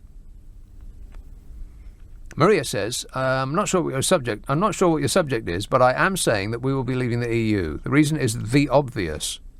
We are one of the richest countries in the world. We need an immigration policy based on the point system as similar to Australia. Oh, for crying out loud. Australia, the point system in Australia is to increase the amount of immigrants that come to Australia. They're trying to increase their numbers. They've got vast millions of square miles of empty nothing in Australia. They're trying to increase the number of people there. The points system. I mean, apart from anything else, all of the jobs that people that were born in this country don't want to do are either going to be done by immigrants or they're not going to be done at all. I really can't be bothered to go through this again. God, if people haven't learnt that, it's just repeating key phrases that they hear. Oh, the Australian point system. Yeah, that's what we want. What do you know about the Australian point system? Absolutely nothing at all, other than it's Australia, and they're those nice people that surf. Mostly white. We like them. I've seen them on TV. Yeah, it looks great. Apart from the spiders, the Australian points system. That's the last thing we want. But don't let the facts get in the way of a good argument. Thanks a lot, Maria. Keep on keeping on. 0345 6060 973. You can text 84850, email nick@lbc.co.uk. And if you're on Twitter, it's at LBC. Friday and Saturday night at 10. Nick Abbott, LBC. It's 12:30. The news headlines with Zora Solomon. Britain's Conversation, LBC, with Nick Abbott. Everything is going extremely well. You bet your life it is. John says Norway and the Netherlands are not world powers. This was a message relating to something I was talking about ages ago, about how happy everybody in Norway and the Netherlands are. That's because they pay more in taxes than we do, and the government uses that money that they take in order to make people's lives better by creating a safe, like a safety net for them. They have better. They spend more on care and child care and etc. and so on. They just have a better standard of life. by which I don't mean they have a bigger TV and a bigger fridge and a better car. They have a more comfortable and contented life. And it's got nothing to do with how much money they have at their disposal. Their individual disposable income does not equal a happier life. It's the opposite of that, obviously. But anyway, he says Norway and the Netherlands are not world powers. We are. No, I disagree, John. Based on what? Our ownership of nuclear weapons that we'll never use, not now, not ever, never. How stupid is that? I mean, really, it's just ridiculous. What do we have nuclear weapons for? What are they actually for? To stop Russia invading? Why would they want to do that? All Russia has to do, if they want to take over, is just switch our electricity off, like they did last week. Scott in Glasgow says, talking about Jeremy Corbyn's beard. He says, Nick, Father Christmas has a really big beard and everyone loves him. Well, that is true. Yeah, he's got a good point. Here is Bo. Hello, Jess. Hi, how are you? Good, thanks. Good. So I'm calling up to talk about, I heard a woman earlier talking about the education at the moment and how the maths degrees, you only needed to get a very low grade to get a very good grade. Like 3%, I think. It's something silly like that. So I've just graduated with a first-class degree from a Russell Group University. Oh, yes. And I think that kills the narrative that all people that voted to leave are uneducated, because I actually did very whoever well. said that? Well, I would say that's been the narrative for the past 3 years, no? No. No, that people that are uneducated voted to leave. No, uneducated people that voted to leave are uneducated. No one has ever said all people that voted to leave are uneducated. I think you need to just brush that giant chip off your shoulder, Jess. So when I graduated, and there were people with me that had been in my class, and they'd stood there and they'd gone, Brexit, die Brexit, it's awful. And then they didn't get a first-class degree, and I did. And all my teachers at my first-class uni had kind of almost ridiculed anyone that voted for Brexit. Yeah. But what does getting a first-class degree actually mean in your mind, other than an ability to pass an exam? What did you get a first-class degrry in? So I got a first-class degree in history at a Russell Group University. Yeah, you said that. Yeah. You just asked though, but I do think though. No, but you said you keep repeating the Russell Group as though I'm supposed to be impressed by that. It's quite good, but I do think though that anyone, like a lot of people, what I'm saying is a lot of people that didn't get the first-class degree from a Russell Group University, yeah. Exactly, and everyone that had sat there throughout had been anti-Brexit, and then all of a sudden they can't do as well. And I just think that's just interesting, because a lot of the narrative that I've heard about Brexit had been that people that had voted to leave are thick and uneducated. And like you said, okay, not everyone. Well, only the thick and uneducated ones, Jess. Yeah, but that's obviously not the case, because from what I've seen... Well, it is the case if they're thick and uneducated. If people are thick and uneducated, it is not unkind to say that they... Well, it might be unkind, but it is not a false statement to say that they are thick and uneducated, if they are thick and uneducated. But no one has ever said that everyone that voted to leave is thick and uneducated. And if that's what you heard, then I'm afraid that is a problem with you, Jess. So I've got a problem, because what I've heard from the mainstream media... Which part of the mainstream media has said that? Name the person that has said that. I'll make this really easy for you. Name one person that has said that. James O'Brien. James O'Brien has never in his entire life said that everyone that voted to leave the European Union is thick and uneducated, Jess. You must have misheard me. I didn't say everyone that had voted. Yeah, you did. You did say that. You said that the narrative is, you kept using that word, the narrative is that everyone who voted to leave the European Union is thick and uneducated. You said it several times. That is what you've said. I would say maybe being at university and that's all that's drummed into you. and that's all you've heard. And I would say that's all that's drummed into you. Yeah. Who at university drums that into you? My lecturers, my seminar teachers, the presidents of the university, everyone. Yeah, Everything I I've think heard. your story is beginning to unravel, Jess. I didn't really believe a single part of it, but better luck next time. 0345 6060 973. Lara says, strange. A couple of minutes ago when you said, "Do you hear that?" my dog immediately let out a bark. Are you a dog whisperer? Is there no end to your talents? There's no beginning to them, Laura. Steph says, so basically we have the choice between one of the two grumpy geezers off the Muppets as a foil to Bozo the Clown. We really are stuffed, he says. But he didn't use the word stuffed. Something much ruder than that. And Charlie says, Ken Clarke is the best Prime Minister we never had. Well, we may be about to find out. Hey, isn't it exciting? Meh. Chelmsford, hello, Gary. Oh, hello. Yes, about 25 minutes ago, and I've been hanging on for 25 minutes. 25 minutes? Whinging and whining and moaning. Yes. Yes, right. You've You actually said- been hanging on for 17 minutes precisely. Right, well, I've been hanging on, but that's when you rang me back. I rang you over 25 minutes ago. Hanging on the telephone. Right, okay.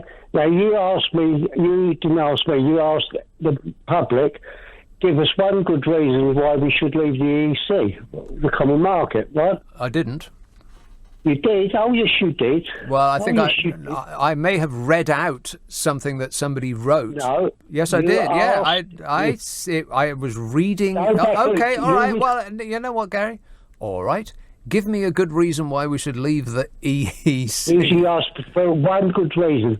One good reason is because why does the Parliament go for 6 weeks from Brussels to Strasbourg with all the computers, all the cabinets, all the files, all the computers, everything that has to be moved to Strasbourg for 6 weeks and moved back Okay, again? well, why do we It pay costs for the millions and millions of pounds? Well, to what do it. costs millions and millions of pounds is having a completely unelected upper house, Gary, in this country.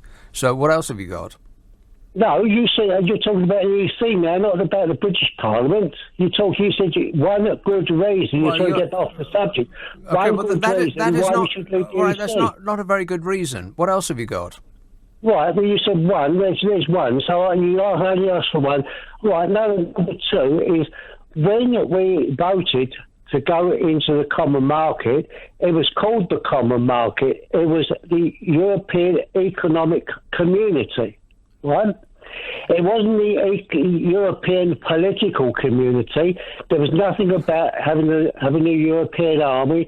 There was nothing about telling us we couldn't have a vacuum cleaner over 14. Okay, well, we don't have there is no such thing as a European army. And by the way, No, but just there's like to lately, be, wouldn't we in this country suggested that all of Europe should get together and have a fighting sea force in order to protect the Strait of Hormuz. But, let's just draw a veil over that. What else have you got? Well, there's plenty of other things. There's too many laws that we can't change that the EC do. Like what? Mate.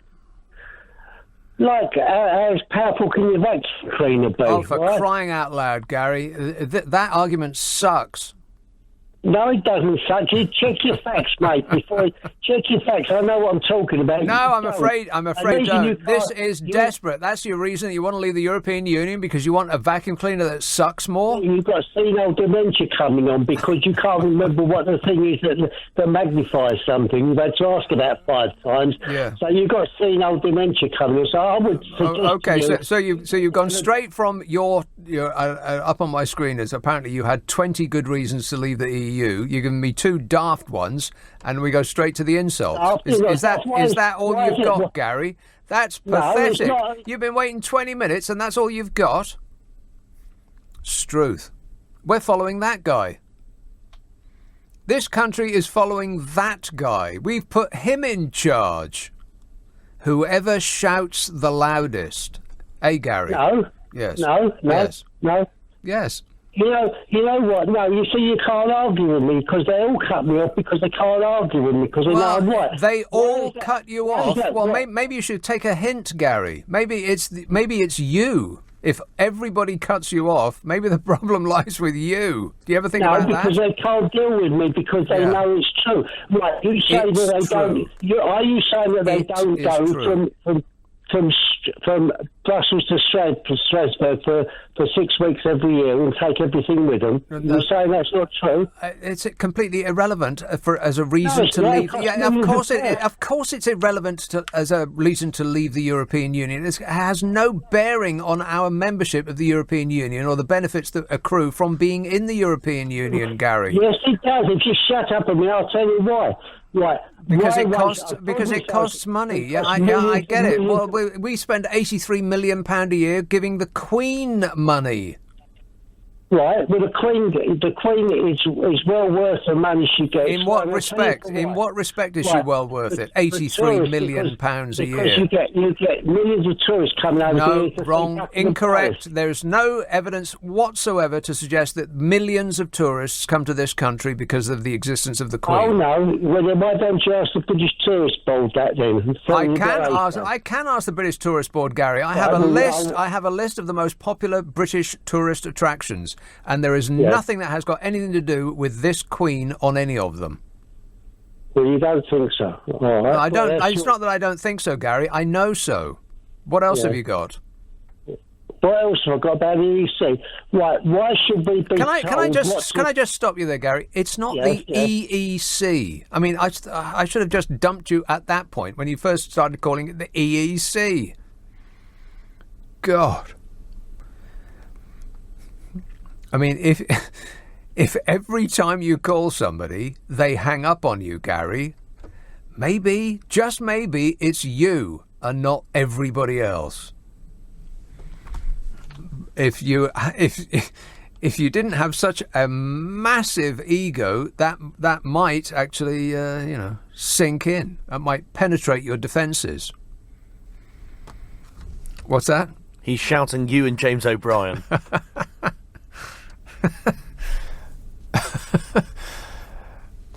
Anytime anybody says you and James O'Brien, warning, yeah, cut them off straight away. But other than that, Gary, what else have you got? Oh, please don't tell me. I'm begging you.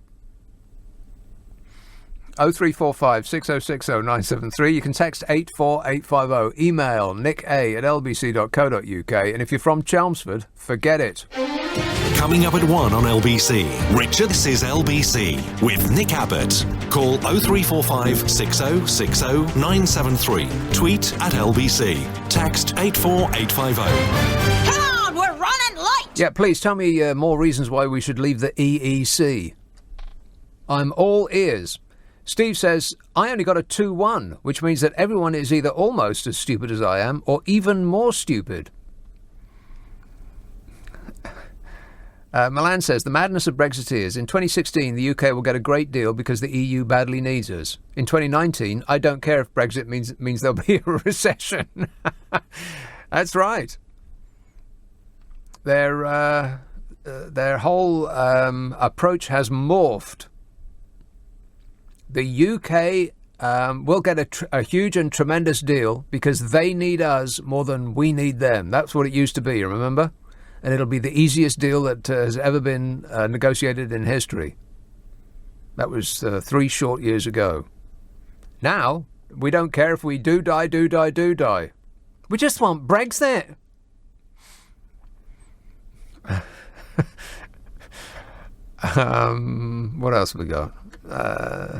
We were talking a little while about Jeremy Corbyn, and if only he would smarten himself up a bit, maybe get a razor, then people might like him, or more accurately, might dislike him less. And on that subject, here's calling Whitney. Hello, Oscar. Hello, Nick. Oscar. I'm a big fan of the show. Thanks.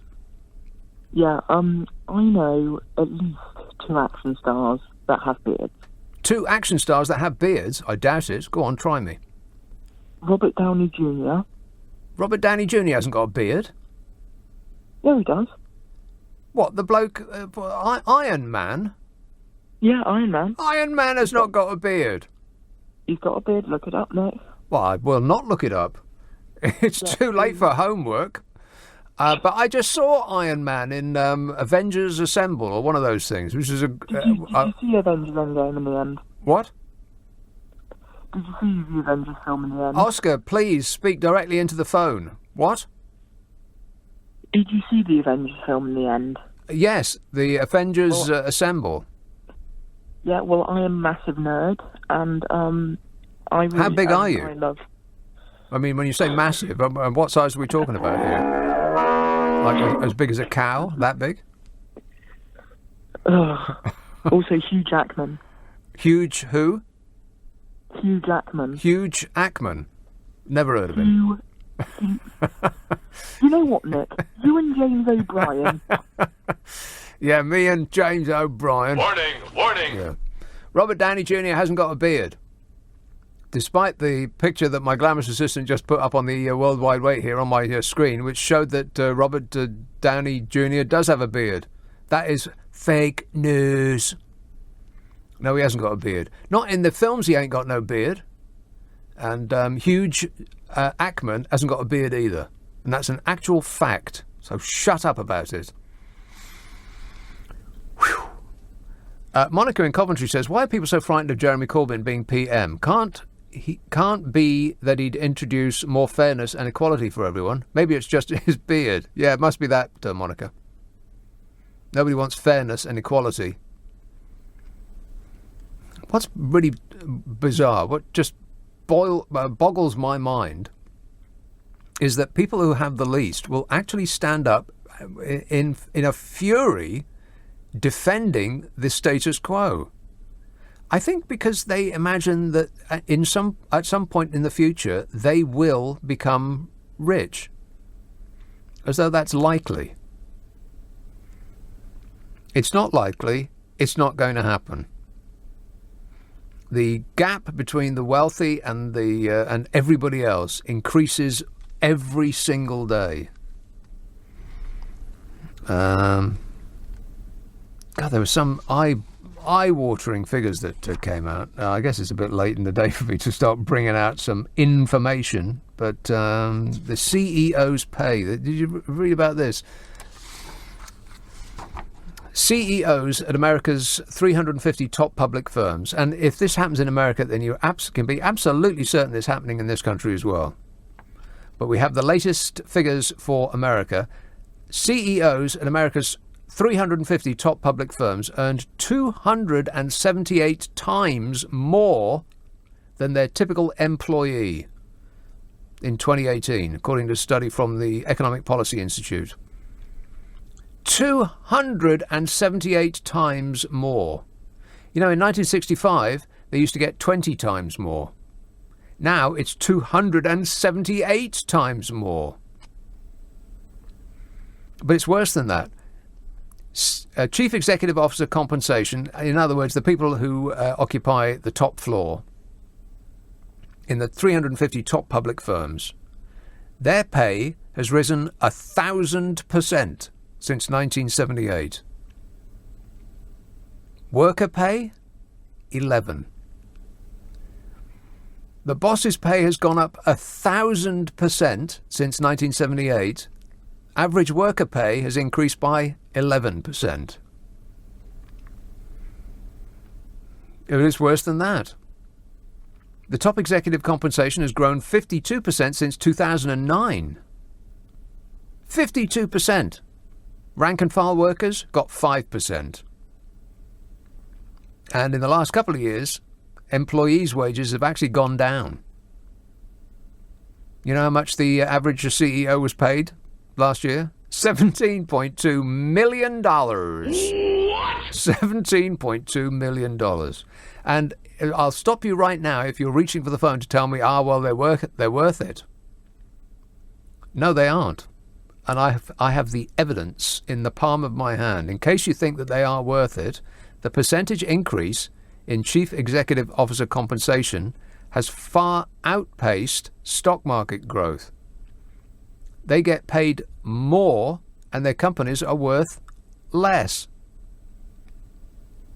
But to be fair, they are setting their own wages. If you could set your own wages, you'd be coining it in too, wouldn't you?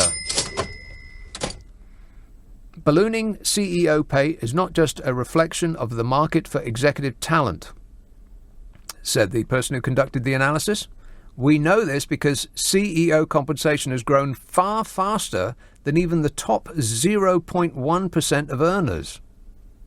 This means that CEO pay can be curbed with little, if any, impact on the output of the economy or companies' performance. But that seems incredibly unlikely under either a Republican or a Conservative administration. But it's worse than that. You know how much America's 60 largest companies paid in taxes last year? In total? If you put together America's 60 largest companies,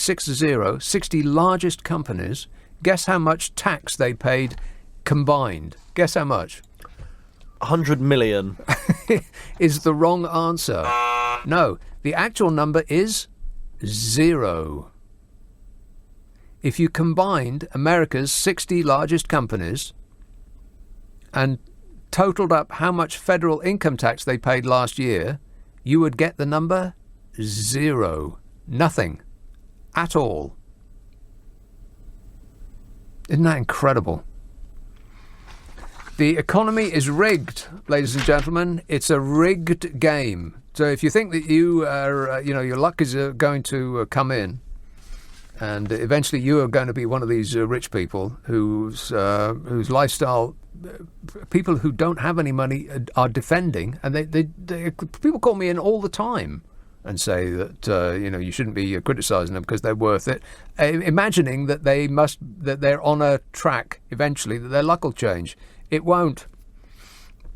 If you ain't rich now, you ain't going to be rich. Nottingham, Laurent. Hello. Bonsoir. Bonsoir. Okay. Thank you to take my call first. I'm a bit nervous, but I would like to explain some things to some of the people who listen to you. Yes. Okay. Well, basically, I laughed.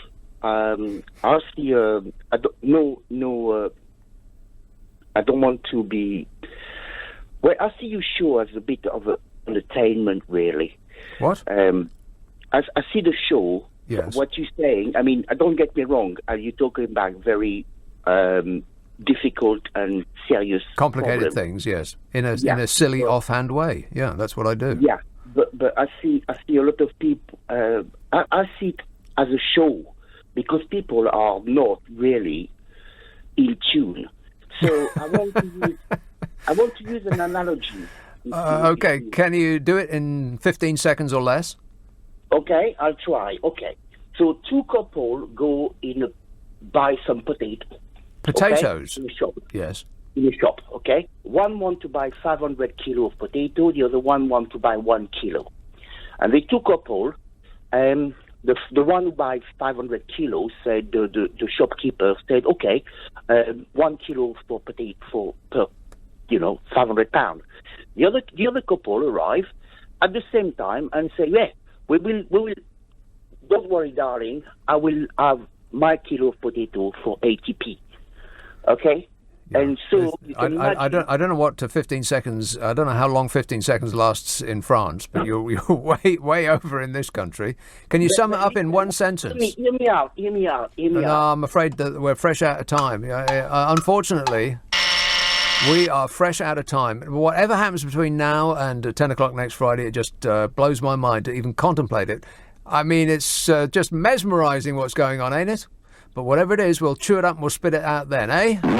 The podcast is available right now. It's called The Nick Abbott Habit. Point your computer at it and ask for it by name. The Nick Abbott Habit. Stick around. Steve Allen will set you straight at 5. But right now, in for Matt Stadlen, it's Richard Spur.